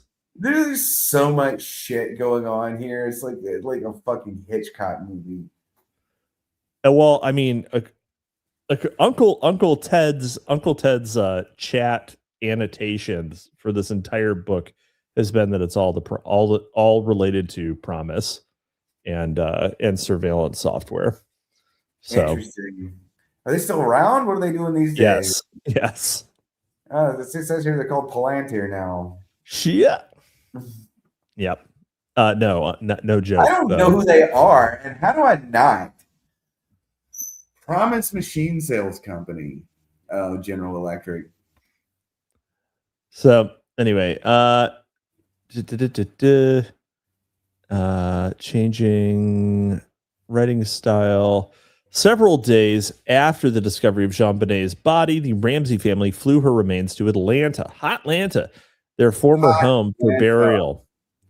Services were held on New Year's Eve, after which JonBenet was laid to rest next to her half-sister Elizabeth, another of John Ramsay's daughters. The following day, John and Patsy made their infamous appearance on CNN, even while steadfastly claiming to be too grief-stricken to talk to the police. Patsy was heavily sedated and had been since the day of the murder. She later claimed that she was unable to remember anything that occurred during the weeks immediately following the discovery of the body. Burke Ramsay was reportedly kept heavily drugged after his sister's death as well. Allegations of prior abuse of the victim soon began to circulate in the media. Video footage of JonBenet's pageant appearances was aired endlessly. The footage offered no proof of abuse allegations, but it did clearly demonstrate that the Ramsays had unconsciously marketed their offspring as some kind of hypersexualized woman child. True enough. There was, however, certainly nothing unusual about that on the kiddie pageant circuit, as author Stephen Singular discovered when he ventured into that milieu. What he discovered was a world that few outside the pageant circuit are familiar with, a world where extraordinarily young girls have had their hair dyed, their teeth capped, their young faces sculpted by plastic surgeons, their chests bunched up with tape to form the appearance of cleavage, and their eye color enhanced with contact lenses. Singular also discovered that photographing these prepubescent beauty queens in risque poses is a routine business undertaken by some of the most highly regarded child photographers. Let's carefully enunciate that P word that comes after child in the country. JonBenet Ramsay was just one of an estimated 250,000 girls who were part of this $1 billion a year bit. That is really high number. That is a really high number. Who are part of this $1 billion a year business that by all appearances caters primarily to the pedophilic tendencies of adults who gravitate around the 3,000 child beauty pageants held every year. I mean, by all appearance, I mean, it kind of, someone who is not a parent who is at a child beauty pageant, like, is to catch a predator, right? Like you just step out. What do you have a seat over there? What are you doing here? Right. While JonBenet's longtime involvement in the child pageant business raises a number of questions, it does not directly answer the question of whether she had been molested either the night of her death or before that time. The autopsy report, which was released in the severely redacted form on February 14th and in full on August 13th, made mention of chronic genital inflammation, foreign matter in the vagina, and epithelial erosion. A detective working the case swore what in the fuck is that? What the fuck is that? Epithelial erosion. It means epithelial erosion. It wouldn't have been. Tell me about that. It means it wouldn't have been the first time. A detective working the case swore. Involuntarily lapsed into David Lynch voice. What is that? Hey, Coop. What's epithelial erosion? A detective working the case swore in an affidavit that the coroner, John Meyer, told her that someone had definitely had sexual contact with the child. Meyer drew no such conclusion in his report. Independent experts who have examined the evidence have been far less circumspect. Dago, University of Chicago mentioned, pathology department noted that JonBenet's vaginal opening was twice what is normal for a girl her age. It's like a real curse knowledge. I'm gonna file that one away and share that little tidbit of trivia at an inappropriate time. Literally thinking, who keeps track of that? Well, probably a pediatrician, someone who does pediatric pathology. Like, there's somebody that does that. There are probably multiple people who do that. It's probably probably people who are like really critical at catching people who hurt children in the worst possible ways. Pathology department noted that JonBenet's I almost broke character. Vaginal opening twice the size. All right, I already said that. Fuck. Let's see. He also stated that genital injuries indicate penetration, but probably not by a penis, and are evidence of molestation that might also be previous molestation. Dr. Cyril Wecht, one of the most respected forensic pathologists in the country, told an interviewer, "This is to me evidence of sexual abuse. I think any forensic gynecologist and forensic pathologist would agree with that. If she had been taken to a hospital emergency room and doctors had seen the genital evidence, her father would have been arrested." There was one doctor who had numerous opportunities to observe that evidence. As was widely reported, JonBenet had been taken to her pediatrician no fewer than 27 times in the previous 3 to 4 years. The doctor claimed rather disingenuously that was a normal rate of visitation for a child her age. He also claimed that he had never seen a soul so in despair, but if you want to talk the matter through, guess who will be there? During any of those visits, any evidence of abuse. That claim, however, was contradicted by the forensic evidence, which indicated chronic abuse. Yeah. Cellmark Diagnostics in Germantown, Maryland, the CIA-linked forensics lab that was thrust into the national limelight during the O.J. Simpson trial, was unable to return any conclusive findings from any of the biological materials it received on the case. A number of other O.J. players surfaced in Buffalo as well. Criminologist Henry Lee was hired on as a forensics advisor to District Attorney Alex Hunter. Footnote on Hunter. The man primarily responsible for prosecuting the JonBenet Ramsay murder case had been Boulder's district attorney since 1972. During his tenure, he developed a reputation for extremely lenient enforcement of drug laws, making the city a particularly friendly place for narcotics traffickers.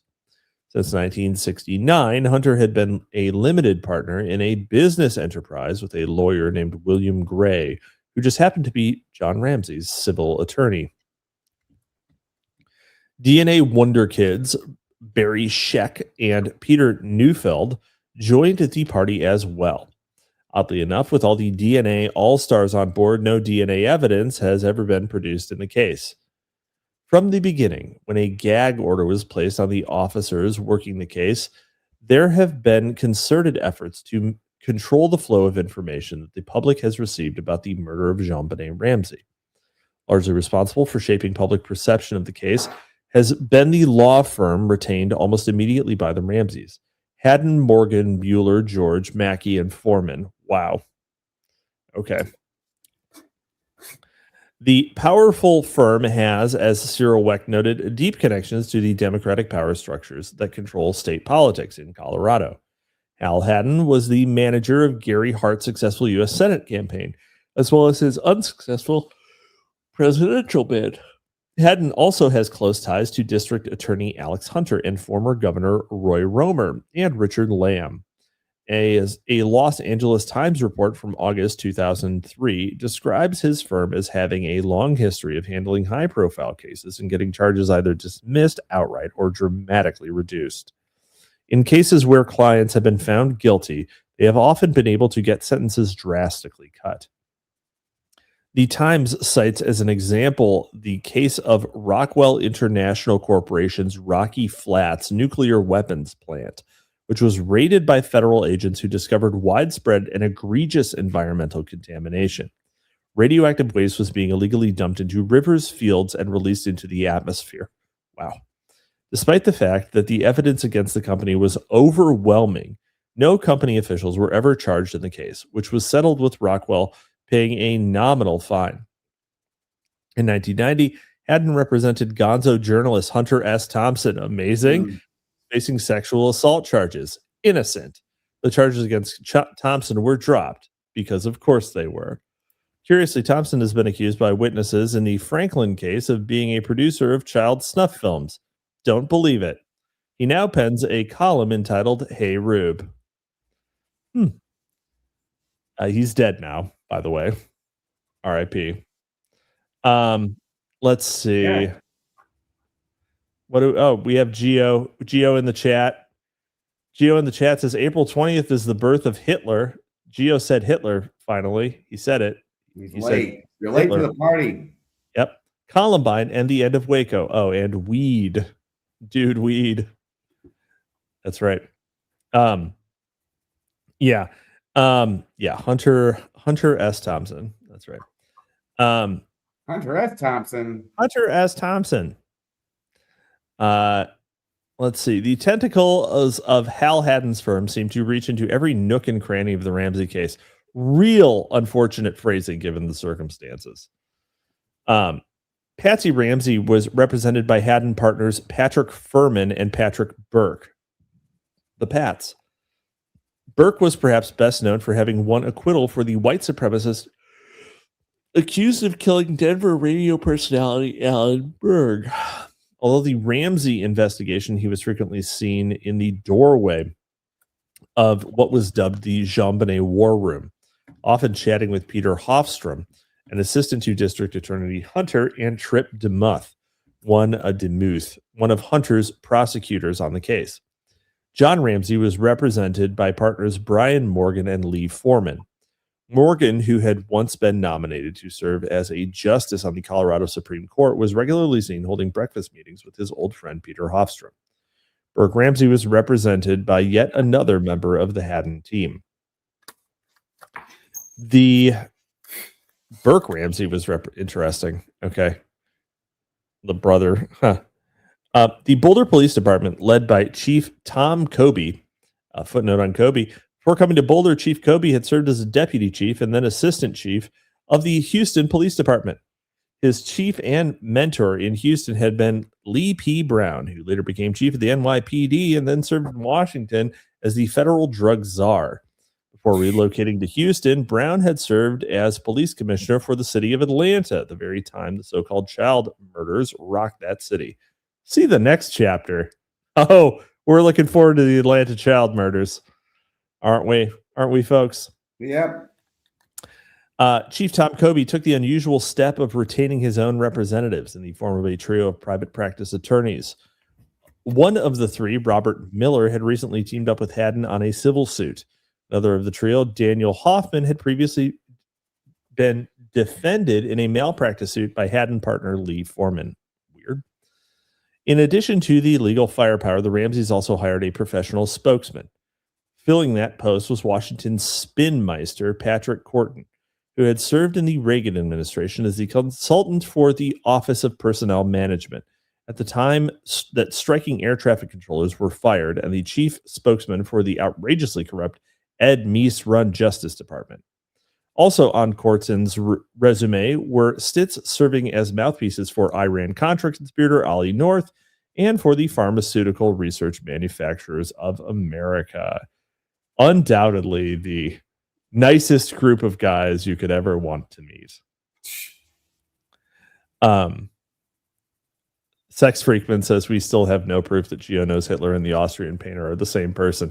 Have you seen them in the same room? Have you seen them in the same room? Seen these two guys together? One more question. Do you guys remember that? Gio says, do you guys remember that schizo thread from a few years ago where it claims that JonBenet Ramsay was fake, like the literal manufactured person? I don't know about that. Parents were probably involved. I do remember that. That was like my first ever. You remember that JonBenet was a robot? Yeah, I was introduced to the concept this way. Got it. There we go. Let's see. Another addition to the Ramsay spin team was premier FBI profiler John Douglas. One of his former colleagues, Greg McCrary, was also approached to join the team, but he declined the offer. After offering the opinion that the murder looked to him like a staged domestic homicide, also on the Ramsay team were two private investigation firms whose gumshoes reportedly interviewed nearly every eyewitness approached by the Boulder police. Rounding out the team was a retired homicide investigator named Lou Smith, whose claim to fame was having purportedly solved the murder of Karen Grammer, the sister of actor and accused pedophile Kelsey Grammer. Kelsey Grammer is an accused pedophile. I don't want to believe that. I like Kelsey Grammer. None of us want to believe it. None of us want to believe it, just like Hunter S. Thompson. Yeah. I think who doesn't believe he was an accused pedophile. Like, geez. I think when your only weapon is a giant sign that says this is a pedophile, you might occasionally find someone who is not a pedophile. Occasionally, you know, this is a definite truth. Yeah. Not everybody is a pedophile, but Hunter S. Thompson does sort of seem like the kind of guy who, like, you know. I would definitely believe that he fucked like some 16-year-olds. Yeah, that's what I mean. But like not a 6-year-old. Yeah. I don't want to like get into an age of consent argument, but fundamentally, like, while both are while fucking a 16-year-old is irresponsible, it is not anywhere near the same kind of fucked up that. Yeah, no, I agree. I agree entirely. Yeah. Totally agree. Yeah, that's right. Let's see. Smith was brought out of retirement by District Attorney Hunter, ostensibly to assist in gathering evidence against the Ramsays. Strangely enough, though, he resigned a year and a half later and went to work for the Ramsays. When he switched sides, he brought with him a full accounting of all the state's evidence in the case, which, truth be told, the Ramsays had access to all along anyway. Boulder police loudly complained that Hunter repeatedly shared information with the Ramsays, even going so far as to spot the couple before they're being questioned by police with copies of police reports and of their initial statements to investigators. John and Patsy were, therefore, able to ensure that their stories remained consistent with both the known facts and with their prior alibis. To their credit, it appears that at least some of the officers on Boulder's police force, which had a healthy distrust of Hunter and his sidekick Smith, attempted to honestly investigate the case. Their efforts were impeded, however, by not only the district attorney's office, but by the Denver Police Department and FBI. Local officials resisted unsuccessfully the involvement of both agencies. In April 1997, Boulder police abruptly stopped sharing information with Hunter's office. Shortly after that, the computer containing the Ramsay case files in the aforementioned war room was hacked into by persons unknown, perhaps a small foreign faction. That same month, John and Patsy Ramsay submitted to their first formal police interviews, 4 full months after JonBenet had been laid to rest. The date of the interview was, appropriately enough, April 30, 1997, 10 days after Hitler's birthday, Walpurgis knocked. On that very same day, a man named James Michael Thompson, Jan Michael Vincent, who worked for a private company that specialized in transporting corpses, stole 2 pages from the morgue book at Boulder Community Hospital. Those 2 pages had recorded the arrival of JonBenet's body 4 months earlier. On May 21st, Thompson was charged with the theft of the pages. He was also charged with abuse of corpses. Those charges arising from his macabre habit of grotesquely posing the corpses in his charge. On June 18th, the very same James Michael Thompson attempted to burn down the Ramsay house. Patsy had reportedly expressed a desire that the house be destroyed and had vowed that she would never return there. Officials predictably announced that Thompson's actions had no connection to the murder of JonBenet. I mean, a high-profile case could also get a small number of schizos, like, who just naturally occur, right? This guy could be a naturally occurring schizo. You know, there's probably a lot of. I mean, if you follow, are you familiar with the Sam Austin, Steve Sandbatch theory? No. That schizophrenia is quite common. You run into people with it more often than you think you do. Yeah. Cap uncomfortably sifting through this thought. Uncle Ted says Hunter S. Thompson filmed snuff films. I don't know about that. I don't know about that. Doesn't seem like a snuff film guy to me. Yeah. Seems like he had other ways to get his rocks off. Where do you get off saying a thing like that? Come on. Put the cards on the table. Gio says, I'd like to think in a perfect world, Dylan and Eric decided not to do it and instead decided to become the first online influencers, thus killing far more people than the Columbine shooting. Oh my God. It's true. They were the perfect buddy comedy duo. That's right. Let's see. On that very same day, a man named, I already said this. June also marked the beginning of the crumbling of the local police structure in Boulder, Colorado. City manager Tim Honey, good old Tim Honey, was the first casualty. Before long, a third of the city's council members had left office. The mayor had decided to move on. The head of the Chamber of Commerce had left office. And Police Chief Tom Kobe and Police Commander John Eller had both opted to step down. In his book on the case, Stephen Singular states, without elaboration, numerous powerful people have been in the Ramsays' home and had been exposed to JonBenet. Many of those powerful people were in the Ramsay home just 2 days before JonBenet's death.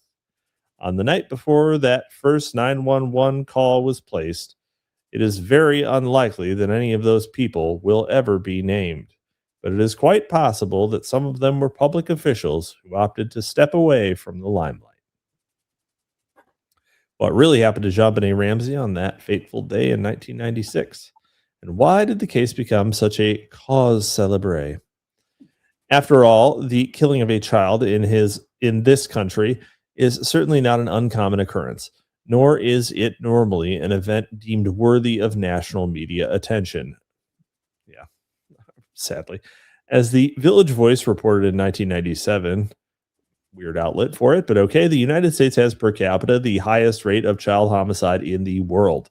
None of the world's people slaughter their children more frequently or more cavalierly than do Americans. Let's break that down by demographics. Footnote on that. America's closest ally, the United Kingdom, seems to have its sights set on catching up. In January 2002, The Independent reported that a record number of children were murdered in Britain last year. Hey, when did the demographics start changing in the UK? When was that? I don't actually know. Well, it was during the Blair administration. Was it really? Yeah. So anyway, the rate of child homicides had risen 40% in just 1 year. England's child homicide rate is now thought to be the highest in Europe. Let's see. Hold on. Uncle Ted says Paul Bonacci from the Franklin scandal testified that Thompson was filming them in court. Interesting. Well, a topic for further research, as there always will be. Let's see. With the notable exception of the occasional Polyclass or Adam Walsh, few of these murder victims are deemed worthy of approaching a full-scale media circus. What then are we to make of the JonBenet Ramsay case? The family would like you to believe that it was nothing more than a badly botched kidnapping plot. That hardly seems likely, however. The kidnapping scenario was most likely conceived after the fact to cover up the accidental or intentional death of the child. The plan probably called for the body to be disposed of and the disappearance blamed on an unknown abductor. For whatever reason, though, the body could not be disposed of. When it became apparent that the search would quickly yield the girl's remains, John Ramsay made sure that he was the one who made the discovery, thereby compromising the crime scene and nullifying any forensic evidence linking him to the body. None of that, of course, answers the question of why JonBenet was killed. One theory holds that Patsy Ramsay killed JonBenet in a fit of rage resulting from a bedwetting incident. While that scenario is not necessarily absurd, as the Ramsays have labeled it, it does seem to fall short of adequately explaining the crime, like the semen. Another theory holds that John Ramsay killed JonBenet accidentally when his ongoing abuse got out of hand. While that is probably closer to the truth, it still appears to fall short of providing a full explanation. Stephen Singular has put forth a more disturbing theory. He believes that JonBenet was killed because of her involvement in a child pornography and prostitution ring. Singular theorizes that one of the parents was involved, essentially acting as a pimp in selling the young girl to the ring. The cover-up of her death took place, according to Singular, when the guilty party had to conceal that fact from the other parent, who was not involved. Weird. While Singular is on the right track, his analysis is still probably falls a little short of the mark. The truth is likely that both of the Ramsays were involved in pimping their daughter out to other pedophiles. The massive cover-up that has shrouded the investigation from day one is indicative of the type of systemic corruption that leads to these types of cases being routinely covered up. Such a far-reaching effort certainly could not have been orchestrated by one parent working to fool the other. Rumors of child pornography have surrounded the case from the earliest days of the investigation. Yeah. I mean, it's like, but again, what? Okay, I'll go ahead and drop my bomb here. They found pineapple chunks in her stomach, okay, and like that seems to indicate that this bitch was dead within hours, okay? So like, what even happened here? The timelines are all fucked is the issue. Oh yeah, well, rigor mortis had set in, and they noted smells of decomposition. So the time of death is odd. Yeah. Let's see. Rumors of child pornography have surrounded the case from the earliest days. Police records indicate that warrants were sought to search the Ramsay home for pornographic materials. The San Jose Mercury News reported that police investigators had strong initial suspicion that someone in the family had interest in child pornography.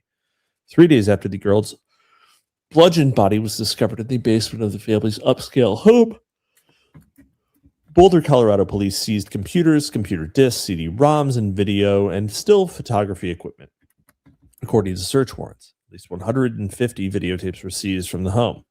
It was also alleged that John Ramsay had been seen frequenting a seedy Denver porno shop. In the tabloid It was press, a not seedy Denver porno shop. Ones that are outside of Denver. Yeah, the one in Evergreen. In the tabloid press, it was reported that the computers at Access Graphics were loaded with child pornography.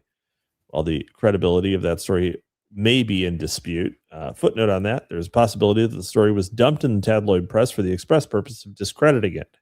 Conformist editor Robert Sterling and others have noted that the tabloid press is frequently used to taint stories that are threatening to break in the most respectable avenues of the media. It is interesting to note that after the murder, Access Graphics added guards and greatly increased security at its headquarters. Well, I mean, that wouldn't be weird.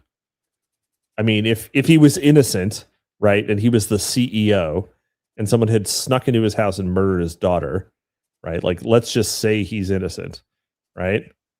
Increase security everywhere, right? Especially your workplace. Yeah.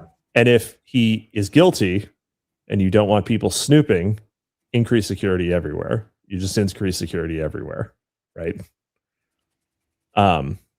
Yeah.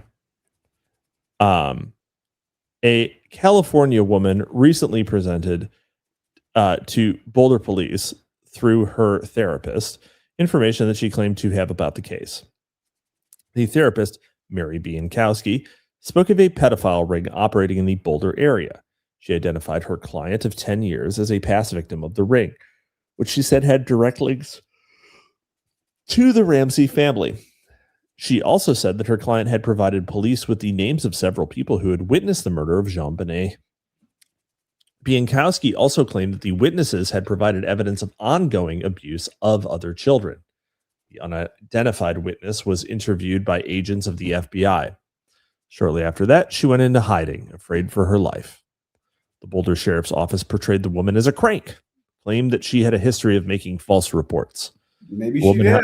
Maybe she did. The woman, however, maintained that while she had indeed made previous reports, they were not false reports, but rather uninvestigated reports.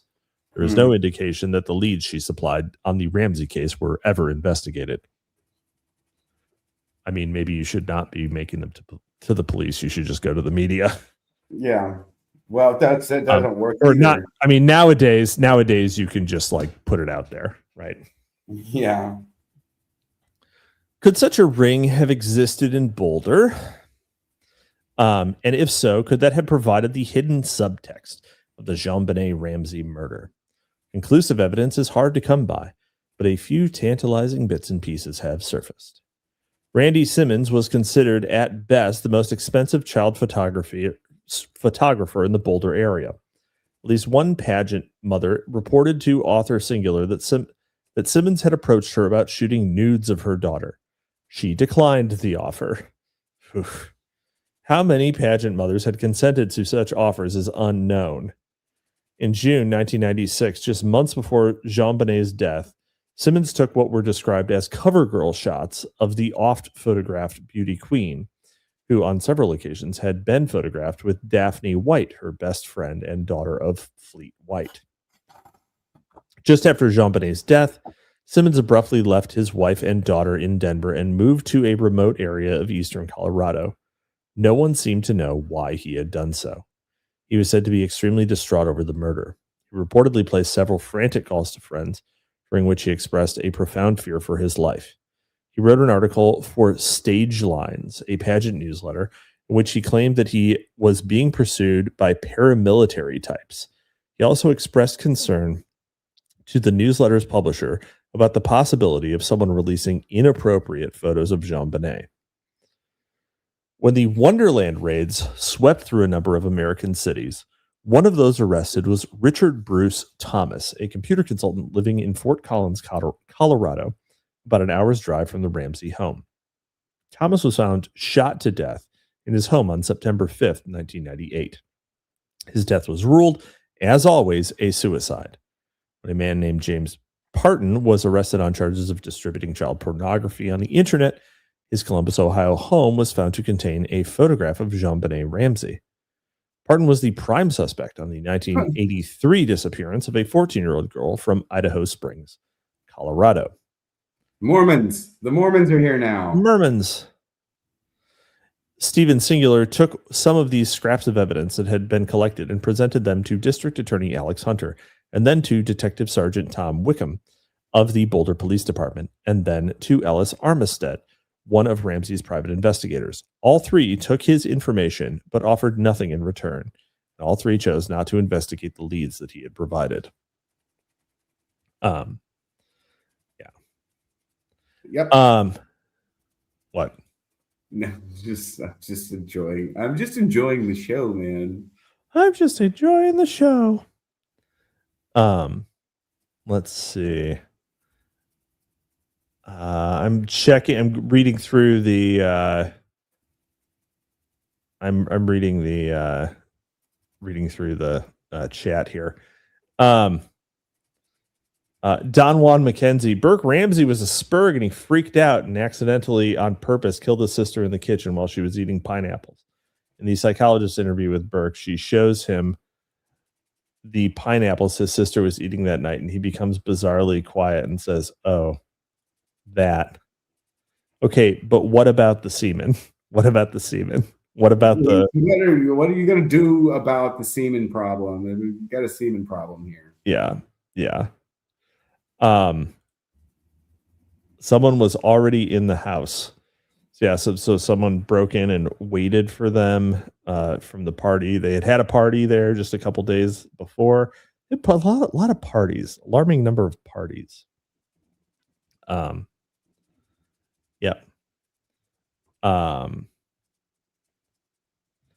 Yeah, it's like just like the Finders Cult and the kids in Florida. Finders Cult was the CIA company that set up the Promise computers and trained people. Right. And John Ramsay was the CEO of a Lockheed Martin subsidiary. I don't know if he was on the board. Yeah.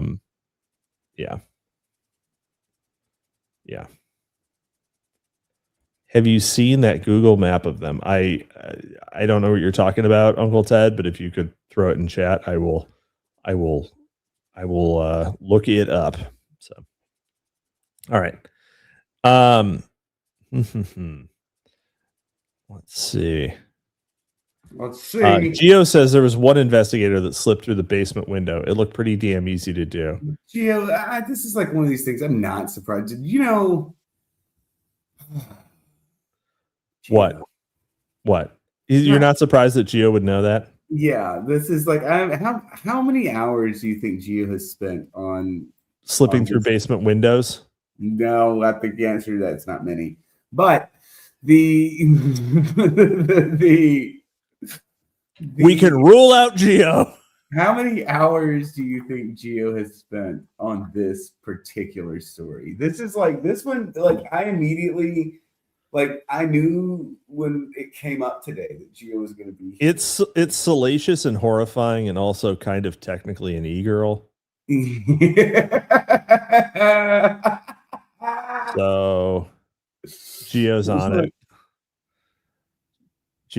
it. Let's see. What could prove to be a key piece of evidence in the case has been largely ignored by the media and by various theories of the crime. The undigested food in JonBenet's stomach and small intestine. Here we go. Which indicated that the girl had eaten in fairly close proximity to her death. According to Ramsay's version of events, JonBenet had eaten earlier in the evening while at the White's party, but she had not eaten at home before being put to bed, since she was, according to the Ramsays, already asleep. The existence of the largely undigested food matter has therefore never been satisfactorily explained. In fact, it had been almost entirely ignored by most theorists, although some have tried to explain it away with the theory that JonBenet's would-be abductors fed her before killing her. Retarded. Such theories require belief in the dubious It's notion. pineapple, and there was pictures of fucking pineapple, like in a bowl present for consumption. It's like, this is like, we got this one. This is like our time frame here is real fucking narrow now. Was it fresh or canned? Dude, what the fuck? I think it was fresh. Well, the thing is that fresh pineapple would actually decay even faster than canned pineapple. Canned pineapple is preserved, but fresh pineapple preserved is, I think it would probably proceed along similar. No, it's not true, because the canning process destroys an enzyme that's in pineapple that causes it to speed digestion of both itself and other things that are eaten with it if it is fresh. So yeah, it's just it would accelerate it even more. So it speeds up the timeline. It actually is relevant for pineapple. So true. I surrender the point. Surrender, motherfucker. Yeah. Anyway, the dubious notion that although the mysterious intruders forgot to bring materials to write a ransom note or already prepared one, they did remember to pack a snack for their abductee. I mean, if you were going to kidnap a little kid, you should probably bring snacks. It's true. A more reasonable explanation for the undigested food is that JonBenet was killed shortly after she was known to have last eaten. She was, to be more specific, killed before the Ramsay family returned home from the party they had been attending. Such a scenario would help to explain some of the other facts and persistent rumors that had surrounded the case. For example, it was mentioned previously that JonBenet's body, despite being in the cold confines of the basement of the Ramsay home, had decomposed to the point of emitting a noticeable odor. It is unlikely that decomposition would have advanced to that stage had JonBenet been killed between 10 p.m., when she was allegedly put to bed, and 5 a.m., when her disappearance was allegedly discovered.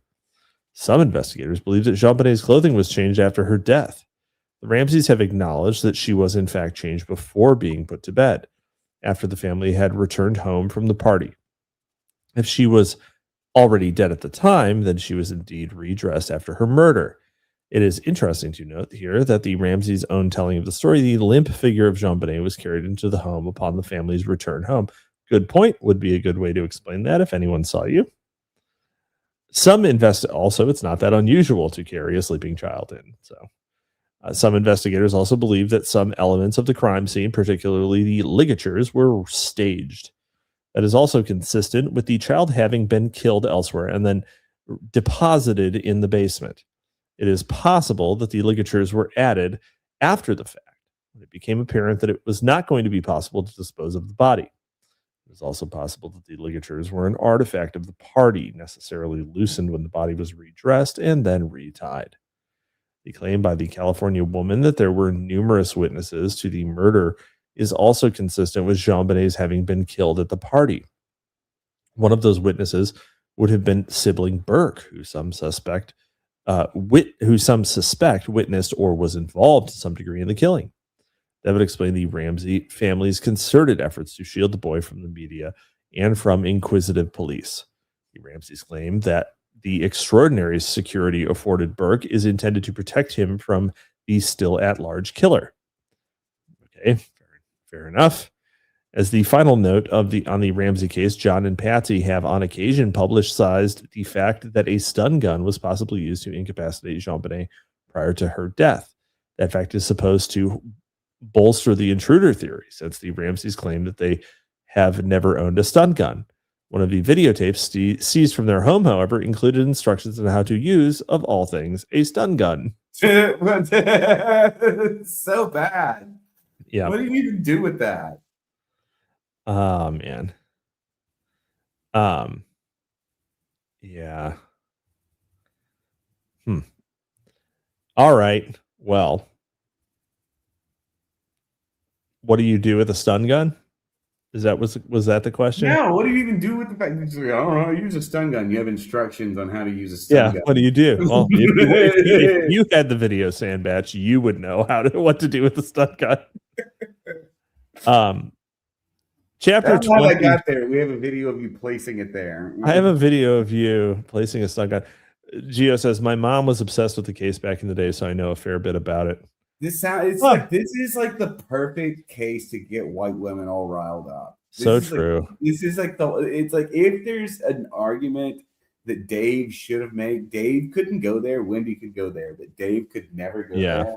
He couldn't. Point out that this seems made in a lab to manipulate white women on large scale. To horrify white women. That's right. Gio, why is your mom so interested in what the police are working on in this case?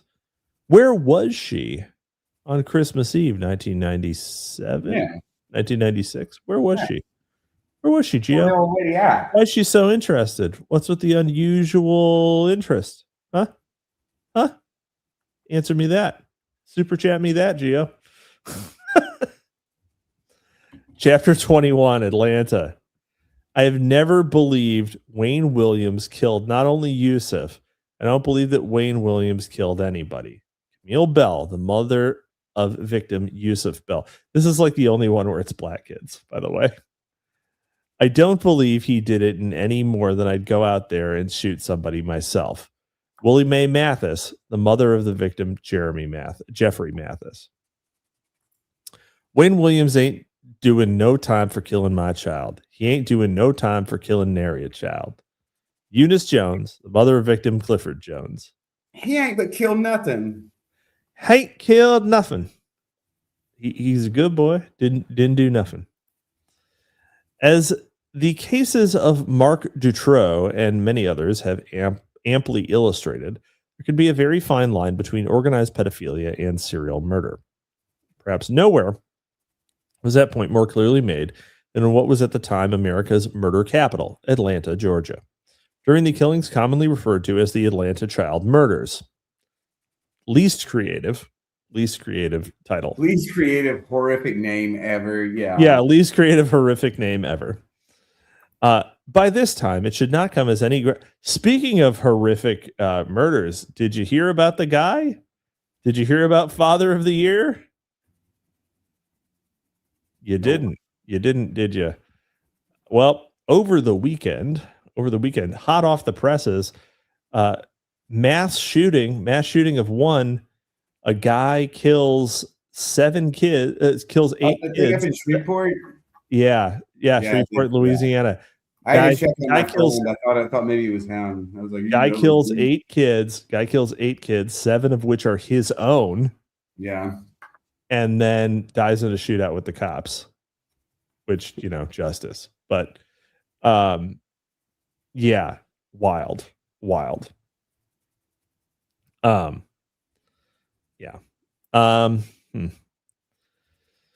By this time, it should not come as any great surprise that the Atlanta killings did not follow the pattern suggested by serial killer profiles.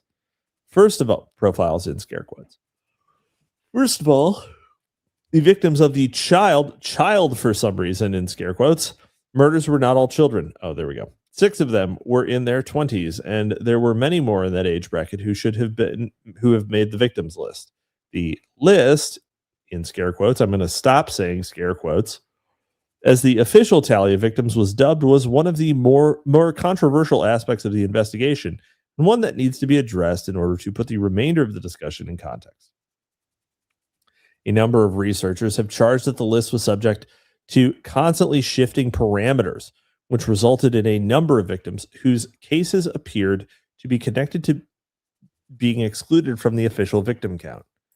Chet Detlinger, a former public safety commissioner, assistant to the chief of the Atlanta Police Department and co-author of The List, maintains that 63 pattern victims were arbitrarily left off the official tally, more than twice as many as actually did make it to the list of murder victims. He also argues that 25 of those victims were killed after the arrest of Wayne Williams, the purported Atlanta child murderer. The county's chief medical examiner at the time of the killings, Joseph Burton, has said much the same thing. By no means did the deaths of young black children and young black men stop from the arrest and conviction of Wayne Williams. I'm going to just say that I'm sure that the death of young black boys and men did not stop with the arrest of anybody. I'm just going to throw that one out there. I'm just going to throw that one out there. You gotta go back to Japan. Continues unabated. Among the names that were arbitrarily omitted were a number of adult victims. For March 1981, nearly 2 years after the killings had begun, adults were deemed to not fit the profile and were therefore excluded from the list.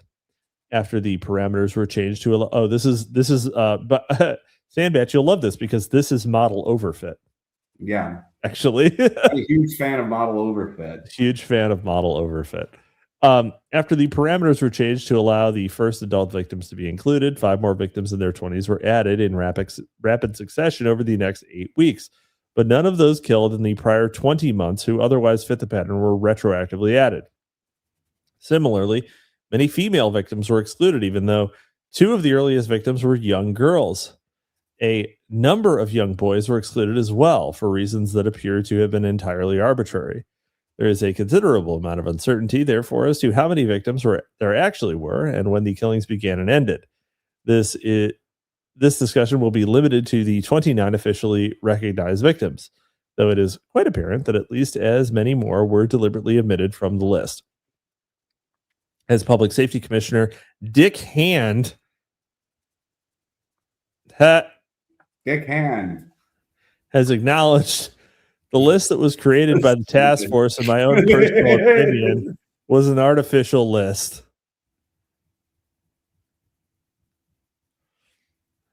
Geo, for $7 Canadian, which is equal to probably 300 yen. Thanks for the code. Thanks, buddy. On Christmas Eve, 1996, we were probably at my Nanu's house. That is Grandpa. So, I don't understand you, Dagos. What? You Dagos and your strange words. Are you talking your fancy words? That would be Nanu. Yeah, Nanu. Yeah. Yeah. You come to me on this day. You come to this day. These words. Yeah. On this day of my Führer's birth. This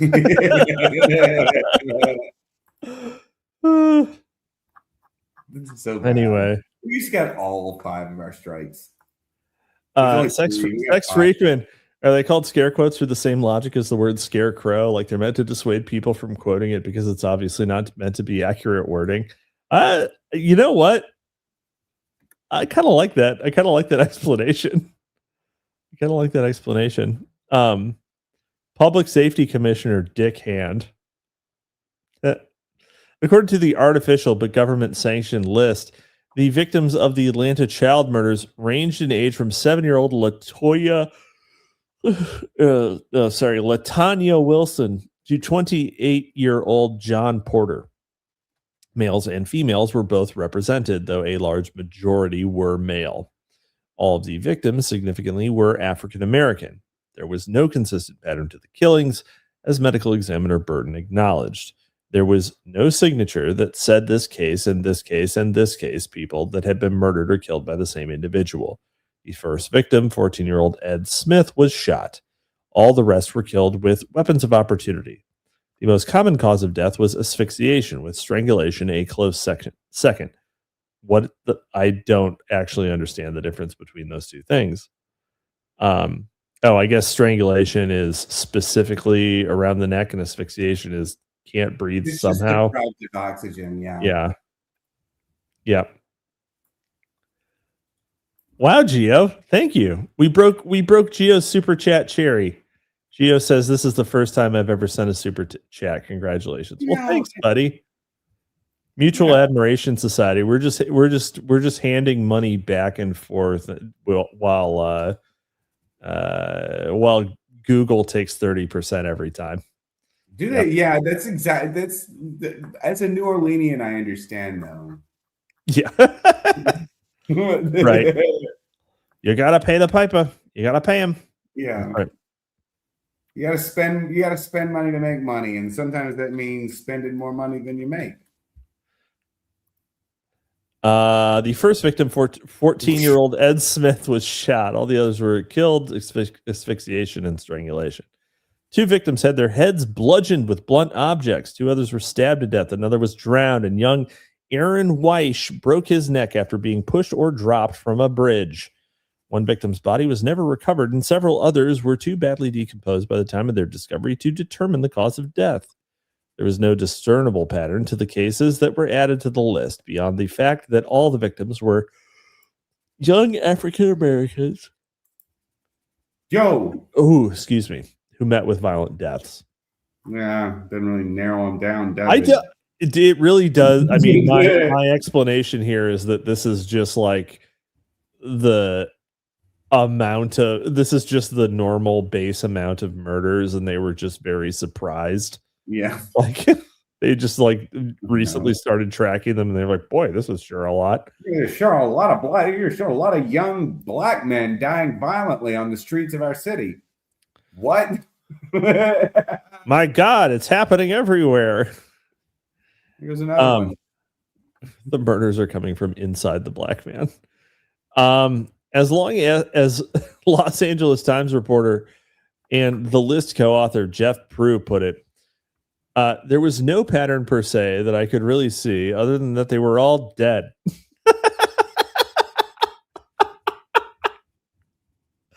That is a Norm Macdonald joke. No pattern that I can see, other than that they're all dead. Well, there's no pattern connecting the manner of the abductions and killings. There was a number of troubling connections between the victims, most of whom lived in the same 4 inner city neighborhoods. Those connections were consistently and seemingly deliberately ignored by the police. The first 2 victims, young teens Ed Smith and Alfred Evans, were friends who spent a good deal of time together.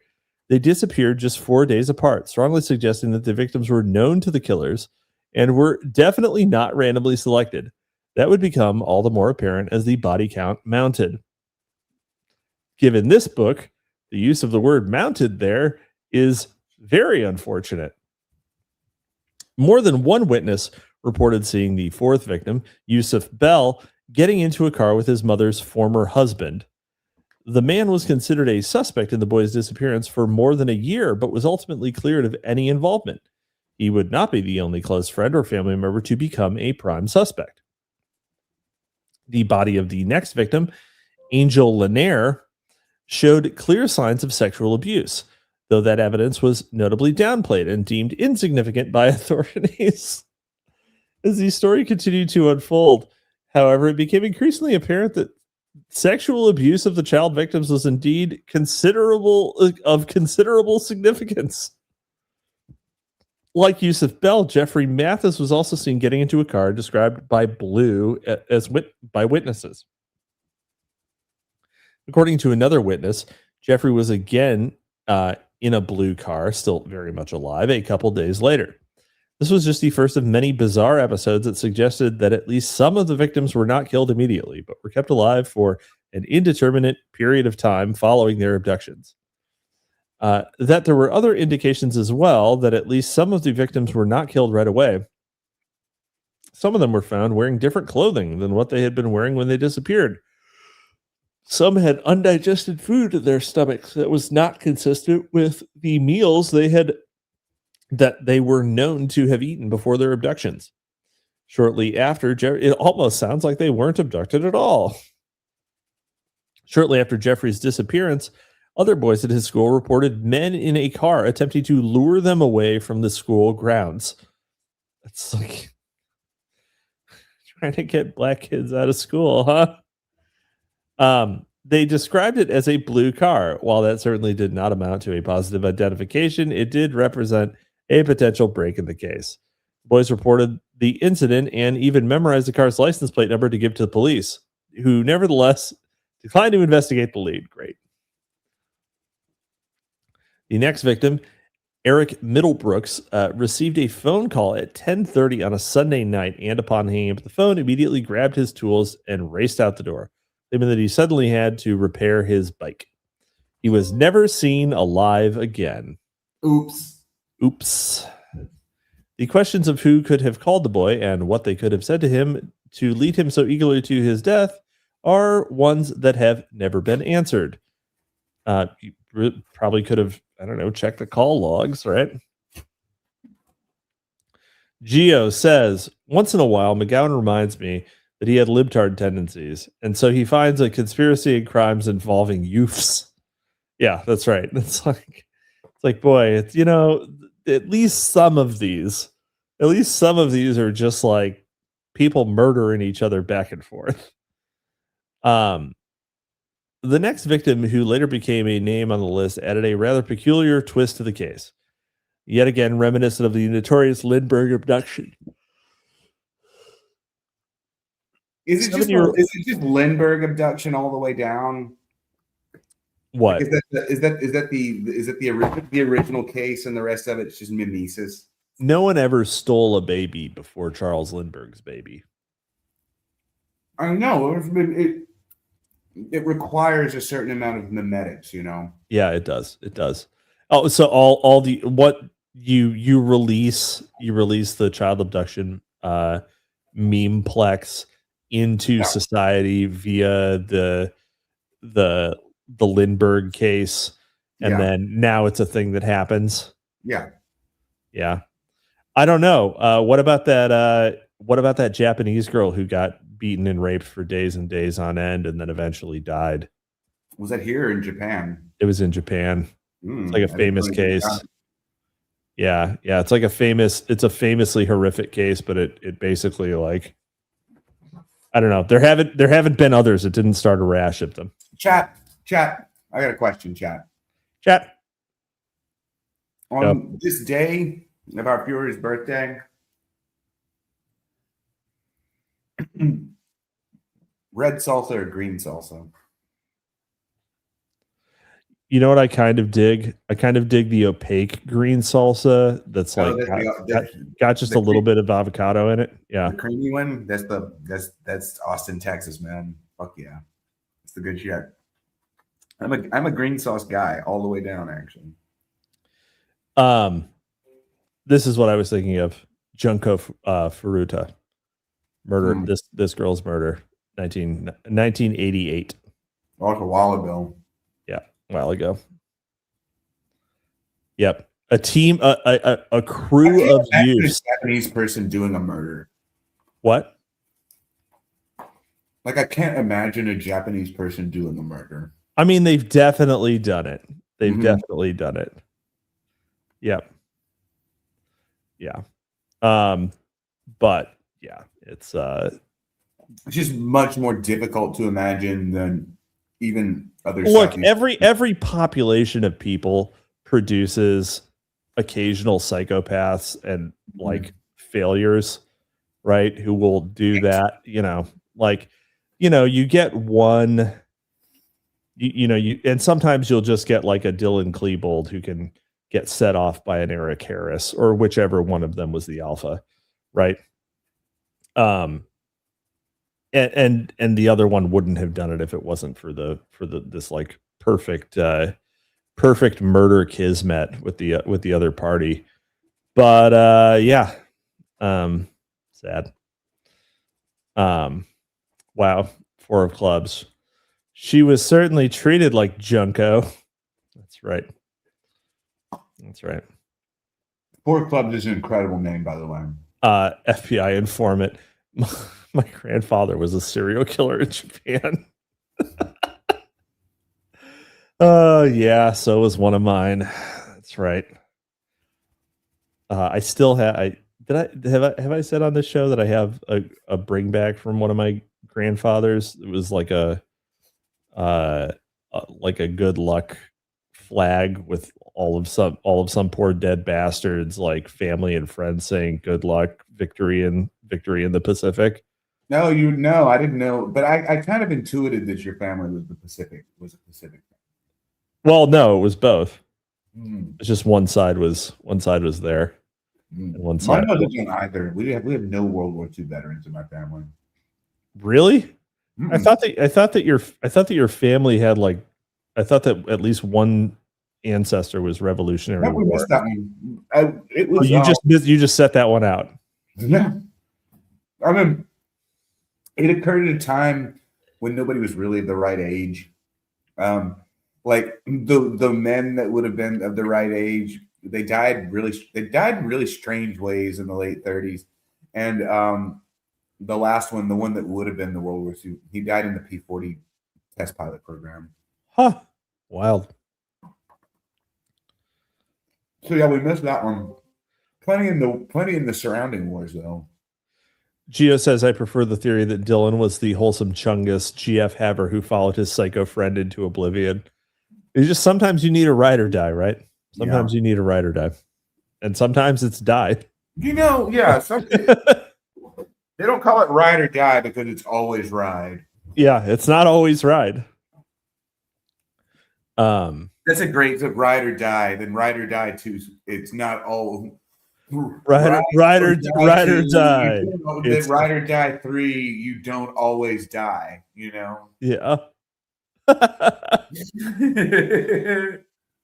Right. Yeah. Oh, so you do the trilogy. Yeah. Yeah. You do Ride or Die, and then you do Ride or Die 2. It's not always ride, and then Ride or Die 3. You don't always die. Yeah.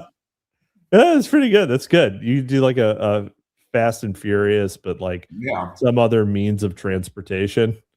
You know, I don't like bad movies. Like I'm not a shitty movie aficionado. Yeah. I love the first 3 Fast and Furious movies though. I haven't seen a single Fast and Furious movie. Mm-hmm. And and as you're aware, I also have a show where I watch shitty movies. I mean, we watched a shitty knockoff of a Fast and Furious movie whenever I was on there with you one time. Oh, Torque?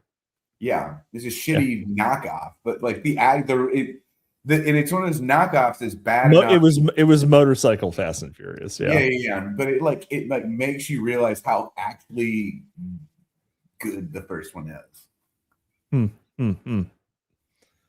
I remember when Fast and Furious came out, Gone in 60 Seconds came out like at exactly the same time.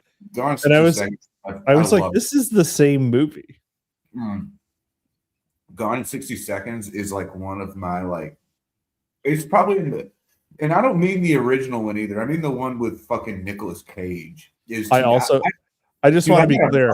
I also haven't seen Gone in 60 Seconds. I have also not seen that one. Yeah. Oh man.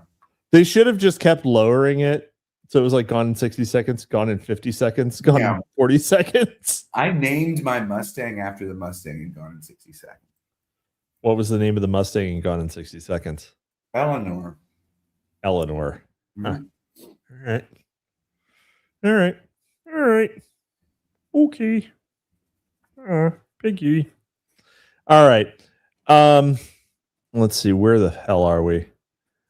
The next victim, who later became a name on the list, added a rather peculiar twist to the case, yet again reminiscent of the notorious Lindbergh abduction. 7-year-old LaTanya Wilson was allegedly kidnapped from her occupied home, but an eyewitness account of the abduction painted a scenario that could not possibly have occurred. Perhaps significantly, the disappearance occurred on June 22nd, the summer solstice. A friend of the... Probably not David, but I'll give you the benefit of the doubt. Yeah. 2 months after the Fuhrer's birthday. That's right. A friend of the young girl's family was initially considered a prime suspect in the abduction and murder. A reasonable suspicion considering the bizarre and implausible circumstances of her kidnapping. The targeting of the man by police, however, provoked outrage in the Atlanta's black community, as had the police targeting of Camille Bell's former husband. Completely reasonable areas of investigation. Interesting. The death of the next victim, Aaron Welch's, Aaron Grapedrink, was initially deemed accidental until it became obvious that the official finding that the boy had fallen was, to say the least, extremely unlikely. Well, he fucking fell, right? Like, anyway, Anthony Carter reportedly disappeared while playing hide and seek outside his home at around 1 a.m. Though one wonders who allows a 9-year-old to play hide and seek outside in the middle of the night. Hard mode. It's like not what was happening. All right. You know? All right. Number No world in which that's what's happening. You know what? I've been out in the middle of the fucking night at like back when Walmart was open 24/7, and there would be fucking kids there occasionally, and those kids would all be the same color. Just saying. Yeah, some people are shitty parents. Yeah, that's true. Yeah. Also, you know, maybe this kid was just a fucking genius at hide and seek, and and they needed to like they needed to add handicaps, right? He was seeking out. Anyway, by mid-July 19 oh sorry, hold on. Although one wonders who allows a 9-year-old, some police investigators apparently pondered that very question, concluding that the story told by the boy's mother seemed rather unlikely. She was subsequently arrested and then released, and thereafter tailed in question for several months, eventually leading her to move out of the area. Those actions by the police further enraged the citizens of Atlanta. Okay, well, it's very reasonable to investigate her, but in mid-July 1980, an activist group formed by the parents of victims finally pressured the police into linking the killings and launching a serious investigation, or at least appearance of one. Wait, this is just the only black serial killer of any note? The only one I've known, there's Derek Todd Lee too. Okay. All right, well, the first black serial killer of note. Both of the DC snipers were black. That was, but this is the first. This guy was way before that. I'm just saying. Okay, he's not the only one. But this is the most. This is by far the most famous one. Yeah. Like, and the DC snipers also like they were pretty unusual. DC snipers were very serial killers. They're like, I think they're political murders of some sort. Yeah. Black terrorists. Yeah. Anyway, that's a whole different family of crime. I don't were they related? I don't think they were related. No, I think that was supposed to be like a terrorism and serial murder. I think that was supposed to be like a Harrison Klebold style thing. Like one of them was kind of retarded. Well, no. I mean, but one was in charge basically. Let me see.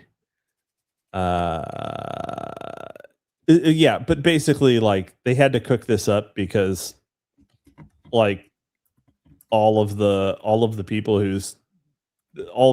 like demanded what? They demanded a serial killer. Anyway, into linking the kid and launching a serious investigation, or at least the appearance. The disappearances and murders had begun at least a year earlier, and at least 11 lives had already been taken. Police reluctantly announced the formation of a special task force on July 17th. Before the end of the month, another victim, Earl Terrell, disappeared. His aunt promptly received a call from an unidentified person who delivered the following cryptic message: "I've got Earl. Don't call the police." Shortly thereafter, she received a second call. "I've got Earl. He's in Alabama. It'll cost you $200 to get him back. I will call back on Friday." I believe that price. There's no indication that Earl was in fact taken to Alabama. There's also no evidence that anyone actually stupid enough to kidnap a child and transport him out of the state for the purposes of raising a couple $100 in ransom money. But McGowan questions the prices. I mean, you're definitely burning all of that in gas to transport him, right? Anyway, those bizarre phone calls, though, served a very important purpose. They immediately made the case a federal matter. The task force was barely on its feet when the FBI rode into town to take over the investigation, with some 200 FBI agents descending on the city of Atlanta. Suddenly, everyone wanted to be involved in the investigating what police had previously considered to be a batch of unrelated violent deaths. Oh, yeah. They're not related at all. Yeah. Nothing. The nation's top big city detectives were flown into town and hailed as super cops, come to save the day. The FBI sent in profilers in what was billed as the first real test of the science of profiling. Bureau's self-styled experts predicted, not surprisingly, that a black serial killer was responsible for the murders. There was, if I recall correctly, a fair amount of thought that this was like the Klan coming in and snatching kids, which is total like boogeyman ass behavior. This does not seem very plausible. But because of that social pressure, they really needed to they really needed to tart up the science of profiling and stuff to sell the black serial killer story. Tart it up. Tart it up, make it seem real sciencey, like real good white people shit. Yeah. Tart it up. Make it look more sciencey, Add some add some beeps and boops in a machine that like does something, that type of shit. Fair. Before the investigation was wrapped up, no less an authority than Vice President George Bush came into town. George Bush. Ostensibly to coordinate federal and local efforts to make sure the investigation stayed on track. Citizens, meanwhile, began organizing themselves into bat patrols. Vigilante groups who patrolled the streets of their neighborhoods wielding baseball bats. The police quickly saw fit to break these groups up. Honestly, I don't know. Are we against the bat patrols? I'm kind of for the bat patrols. I mean, if the bat patrols had continued, maybe they could have, removed some bad actors earlier. They wouldn't have bred. Okay. And the ensuing, although it could just turn into, I don't know. It wouldn't turn into a violent bat wielding mob because that's what it was. So, there is that. In the ensuing months, community leaders organized search teams, eventually numbering thousands of volunteers. Often working alongside these mostly African-American search teams were groups of unidentified white volunteers attired in flak jackets and carrying rifles, walkie-talkies, and various other pieces of paramilitary equipment. No explanation has been offered for the presence of these curiously equipped men. What? Okay. How many? Show me the photos. I don't know if I believe you, David. In addition to federalizing the investigation, Earl Terrell's disappearance was significant for another reason. It exposed the dark underbelly of the Atlanta killings. Earl disappeared after leaving a public swimming pool that was directly across from a house that was known to be the hub of a child pornography ring. The owner of the house, John David Wilcoxon, was ultimately convicted for his complicity in the ring. He was never, however, seriously considered as a suspect in Terrell's disappearance, despite a witness placing Earl at Wilcoxon's house on several occasions, and despite the fact that literally thousands of child pornography photos were seized from Wilcoxon's home. The next victim, Clifford Jones, was found dead alongside a dumpster behind a laundromat in late August 1980. Didn't even get him in the dumpster. Lazy. No fewer than 3 young witnesses reported seeing the laundromat manager, James Brooks, go into the James Brooks from The Simpsons? Go into the back room accompanied by a black male youth. One of them even saw the boy beaten, anally raped, and strangled to death by Brooks and another man, Calvin Smith. Yep. Other witnesses saw Brooks wearing a hooded ceremonial robe carrying a large object out to the trash where the body was later discovered. Brooks candidly admitted to police that the boy had been in the laundromat around the time of his death, but he steadfastly denied any involvement in the murder. Notably, though, he failed 2 polygraph examinations. The police nevertheless cleared him as a suspect, claiming that the eyewitnesses to the killing was retarded. So true. They did not bother to... What? He's just a retard. This guy's retarded. They did not bother to explain all the other witness accounts or the failed polygraphs. Polygraph machines retarded. Also, all the other witnesses are retarded. Let me explain the retarded range and when it was modified. At around the times of Jones's death, the task force finally began to assemble the infamous list. Darren Glass was the next name added to the list. Shortly after his disappearance, his mother received an emergency breakthrough call from someone claiming to be her son. When she picked up the line to speak to him, it had gone dead. Around that same time, an explosion at a daycare center, Jesus, in one of Atlanta's black neighborhoods took the lives of 4 more kids. Investigators quickly concluded that the explosion was accidental, the result of a boiler malfunction. Many in the neighborhood, though, and in other neighborhoods where children were under siege remained unconvinced.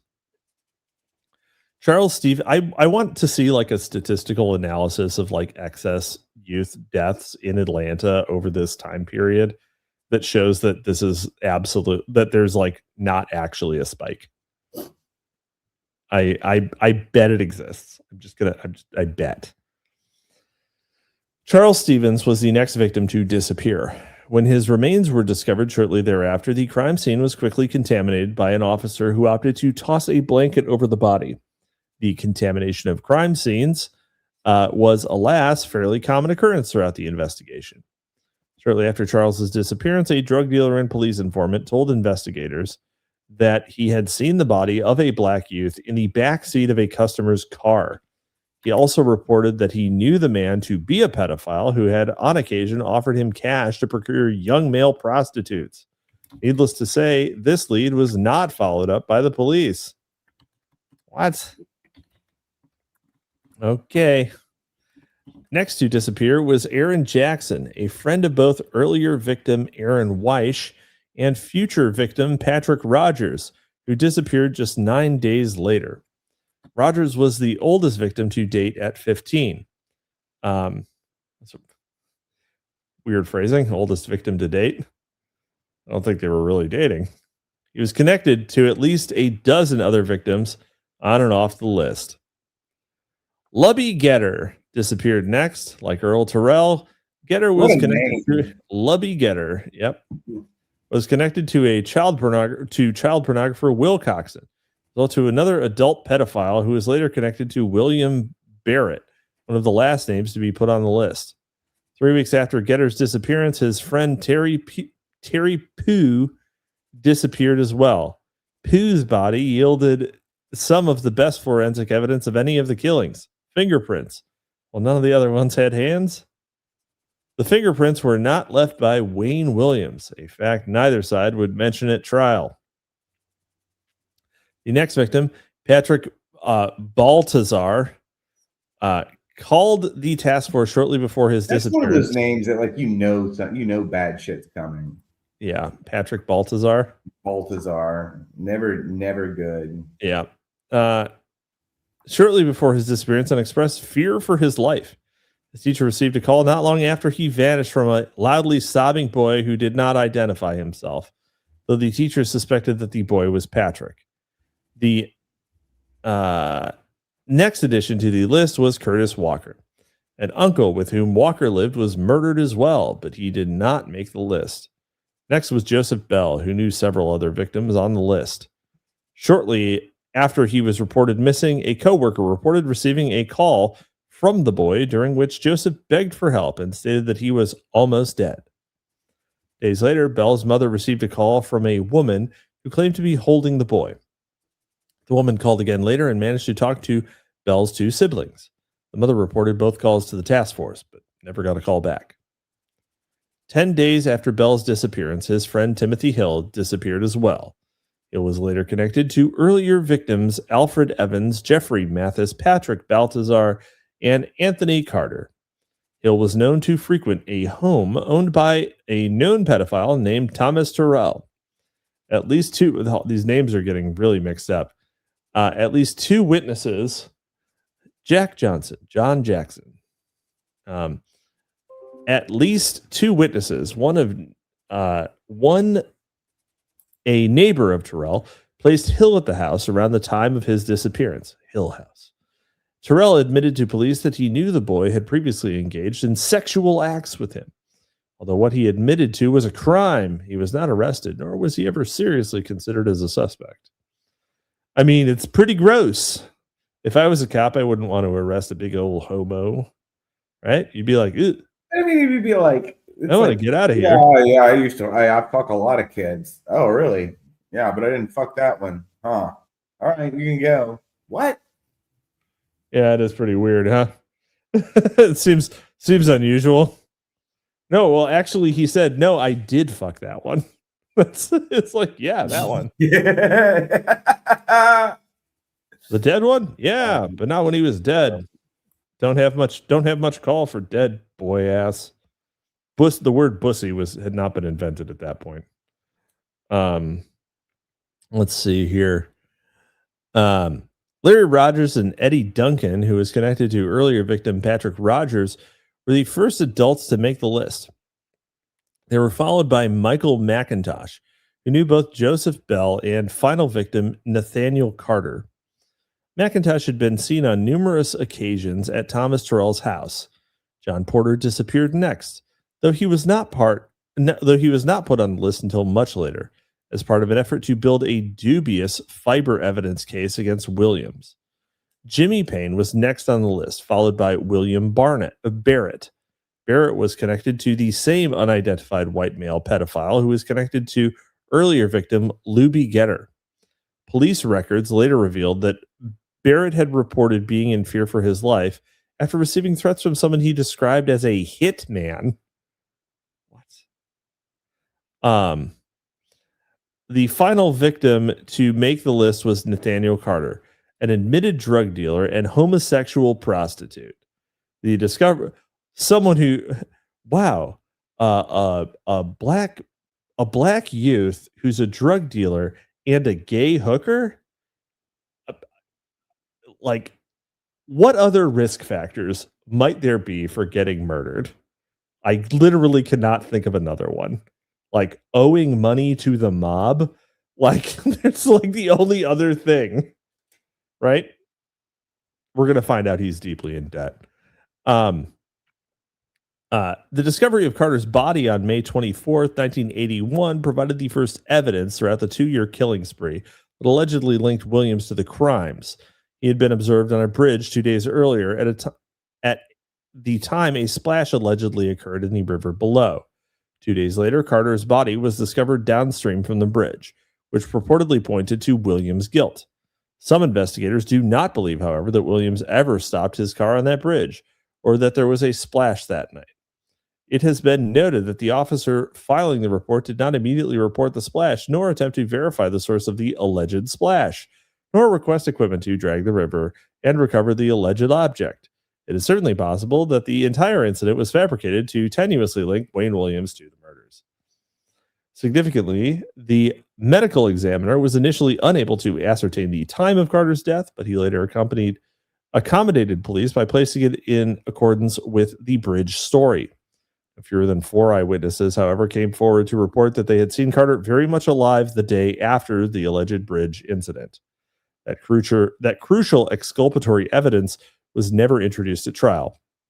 Williams' attorneys later claimed that they were never informed of the existence of the witnesses, but that claim is rather dubious considering their overall performance at trial.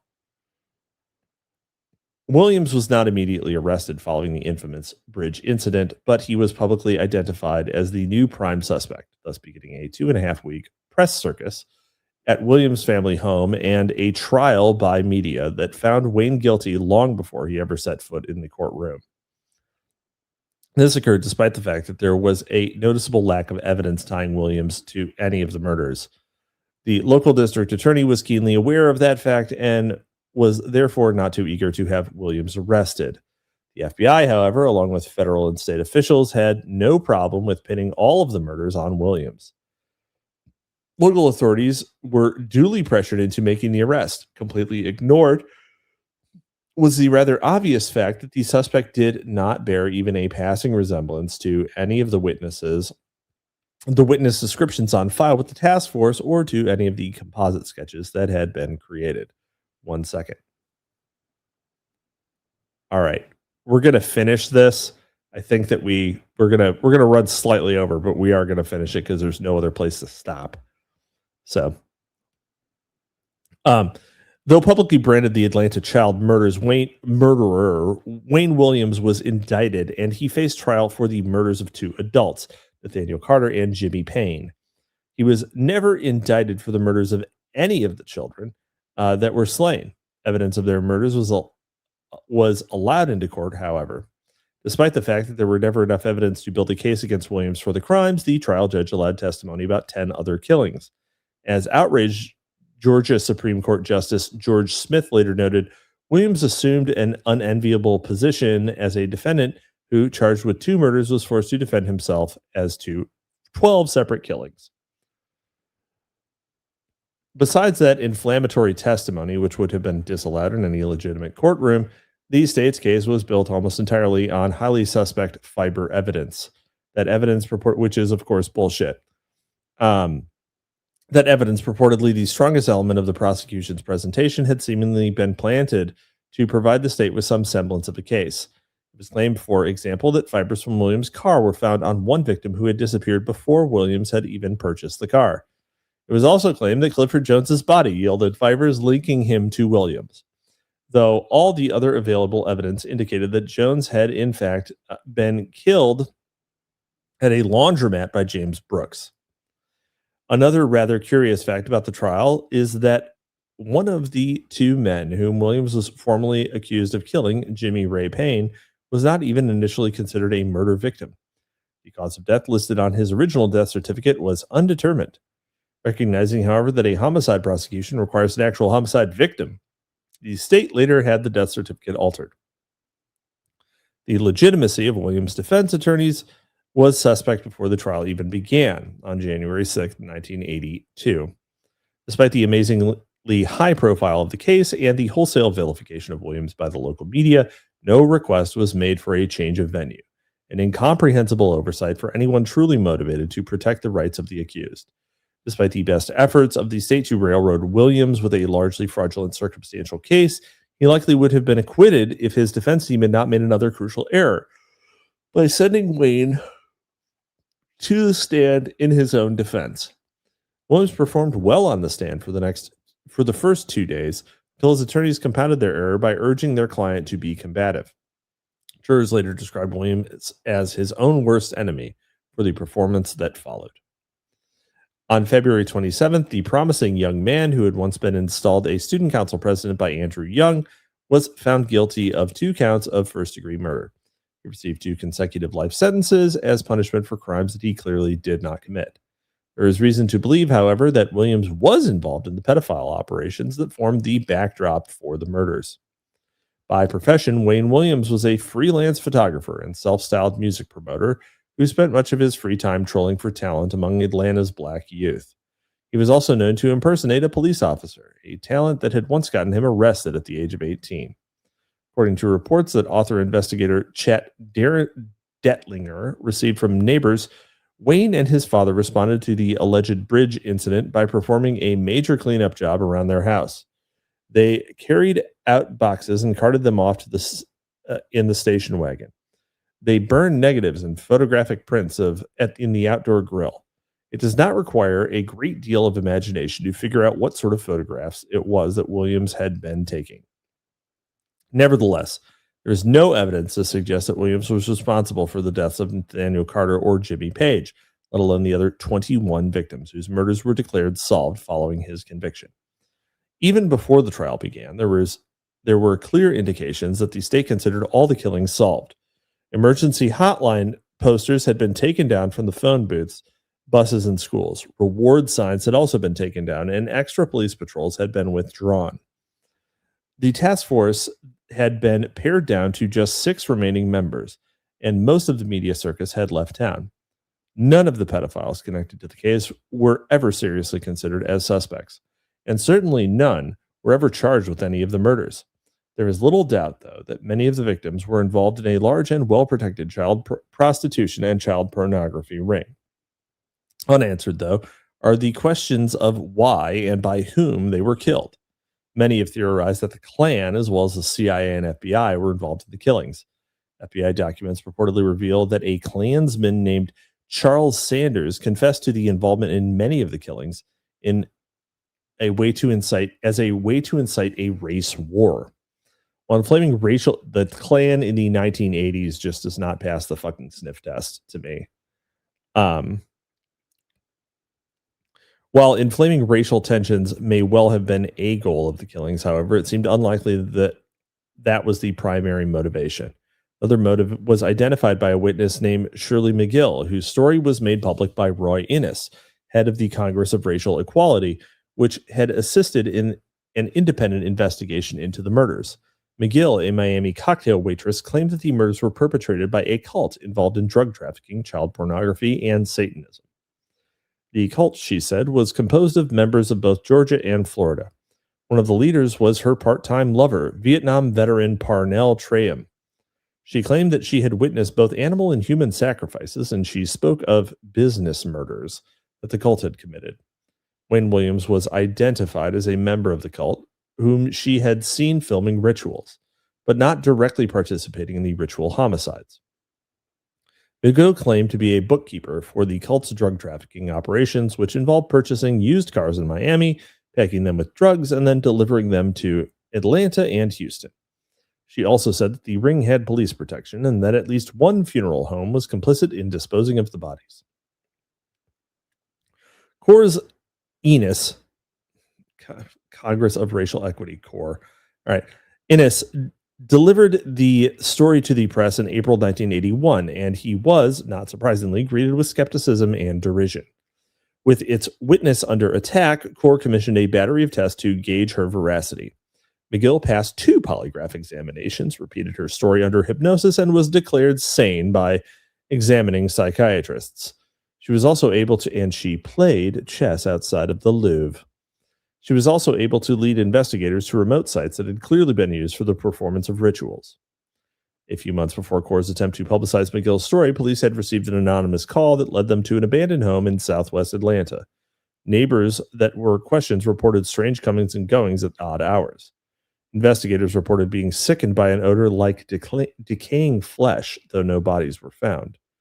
Detectives did find children's clothing, along with an axe, a hatchet, and 2 Bibles nailed to the wall, both open to passages on human sacrifice. Professor Carl Raschke has written that in the neighborhoods where the killings occurred, a number of children had told police about satanic sex abuse, in which, they insist, they were compelled to drink both animal and human blood.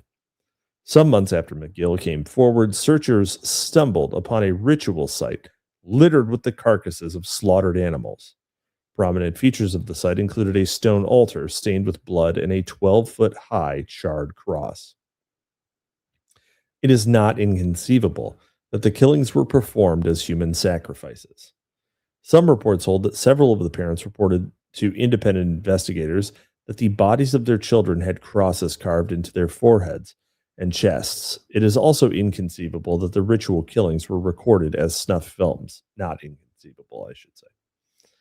There is another, even darker scenario that merits brief mention here, even if it is almost entirely speculative. Atlanta is home to the Center for Disease Control, a prime suspect among conspiracy researchers as the origin of the AIDS virus. The HIV virus, but okay. The Atlanta child killings began, strangely enough, just as the first cases of AIDS, yet to be identified, began surfacing in a few of America's big cities. There is a possibility that some of the young victims, known to be involved in sexual activities with both adult pedophiles and other children, were deliberately infected with the virus to track the progress of the disease and determine its communicability through sexual contact. Several of the unindicted pedophile suspects died from the disease in the years following the murders. Common enough. Dude. Common enough. Dude. What? Dude. What? I've been like just talking, muted for like 15 minutes. Yeah, I thought you were just not talking. No, fuck my life. God damn it. Several of the unindicted pedophile suspects died from the disease in the years following the murders, including James Brooks in 1987. And some of the most suppressed details of the case hint at some type of medical testing of some of the victims. A law enforcement memo that surfaced during the investigation, for example, described the castration of some of the victims.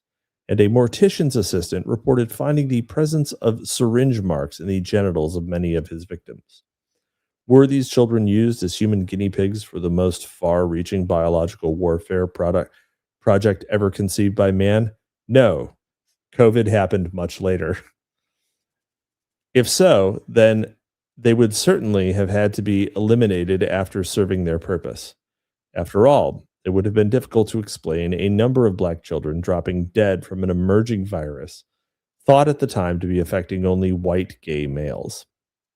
Patient zero was black, but it could be that the young just to blow that right up. Yeah, it could be that the young victims were doomed, even had they not met with violent deaths. And it could be that their deaths were just the opening salvo of a final solution that is now quietly killing millions. Unfortunately, not true. I happen to believe that the numbers of child prostitutes are far greater than we can imagine. I don't have a doubt in my mind that were we to adequately police this problem, that we would find it is far more pervasive than any of us have ever imagined. Atlanta Mayor Bill Campbell, commenting on the presence of child exploitation in his city. NPR Morning Edition, May 9th, 2001. And that's it. That's it for the show. You've heard enough child abuse for the evening and probably for the rest of the week. Did we finish the book? No. But we will see you next week. We will see you next week, and we might finish the book next week. Oh my god. We do have one section in the epilogue left. I was excited for Dave today, and he totally took me down off Hitler's birthday. He took you down. Yeah, there's definitely like the show would be another hour and a half long, easy, if I just read straight through. So not doing it. All right, fellas. Well, so what do you have coming up? You got anything coming up before we meet again? We'll meet again. Oh, what's the new one called? Albion Sneed? Albion Sneed.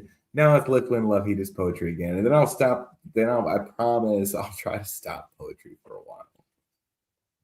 These are I've been working on these both for over a year, and all of the other projects that are developed enough to like have any end in sight are not poetry. So this will be it. I promise. Got it. Well, let's see. We have what are we doing? Remind me. I have Drive Time Movie Night this Wednesday, where our guest is Sean Weiland. I think we're going to watch some sort of finance movie, but I haven't decided yet. I also might just watch The Fast and Furious. You should watch Mr. Smith Goes to Washington with Sean. I've seen that, but I want to watch it with Thomas 777. Yeah, that's right. Actually, I need to invite him on. I literally haven't invited him, but I need to do that. And coming up, I am now one of the hosts of Book Club from Hell. So what is Book Club from Hell? What is Book Club from Hell, you ask? I'm glad you asked. I just write the books. I don't talk about them. Book Club from Hell is a book review book club where the audience is invited to read along.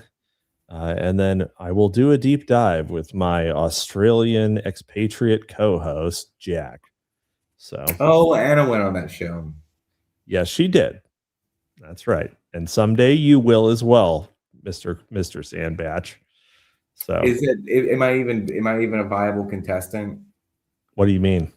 Like, there's like, here's what we're gonna do. You're gonna find me an obscure piece of Southern Americana that's a fun read, and then we'll read it, and then you can come on and talk about it. Oh, so that's okay. I understand how it works now.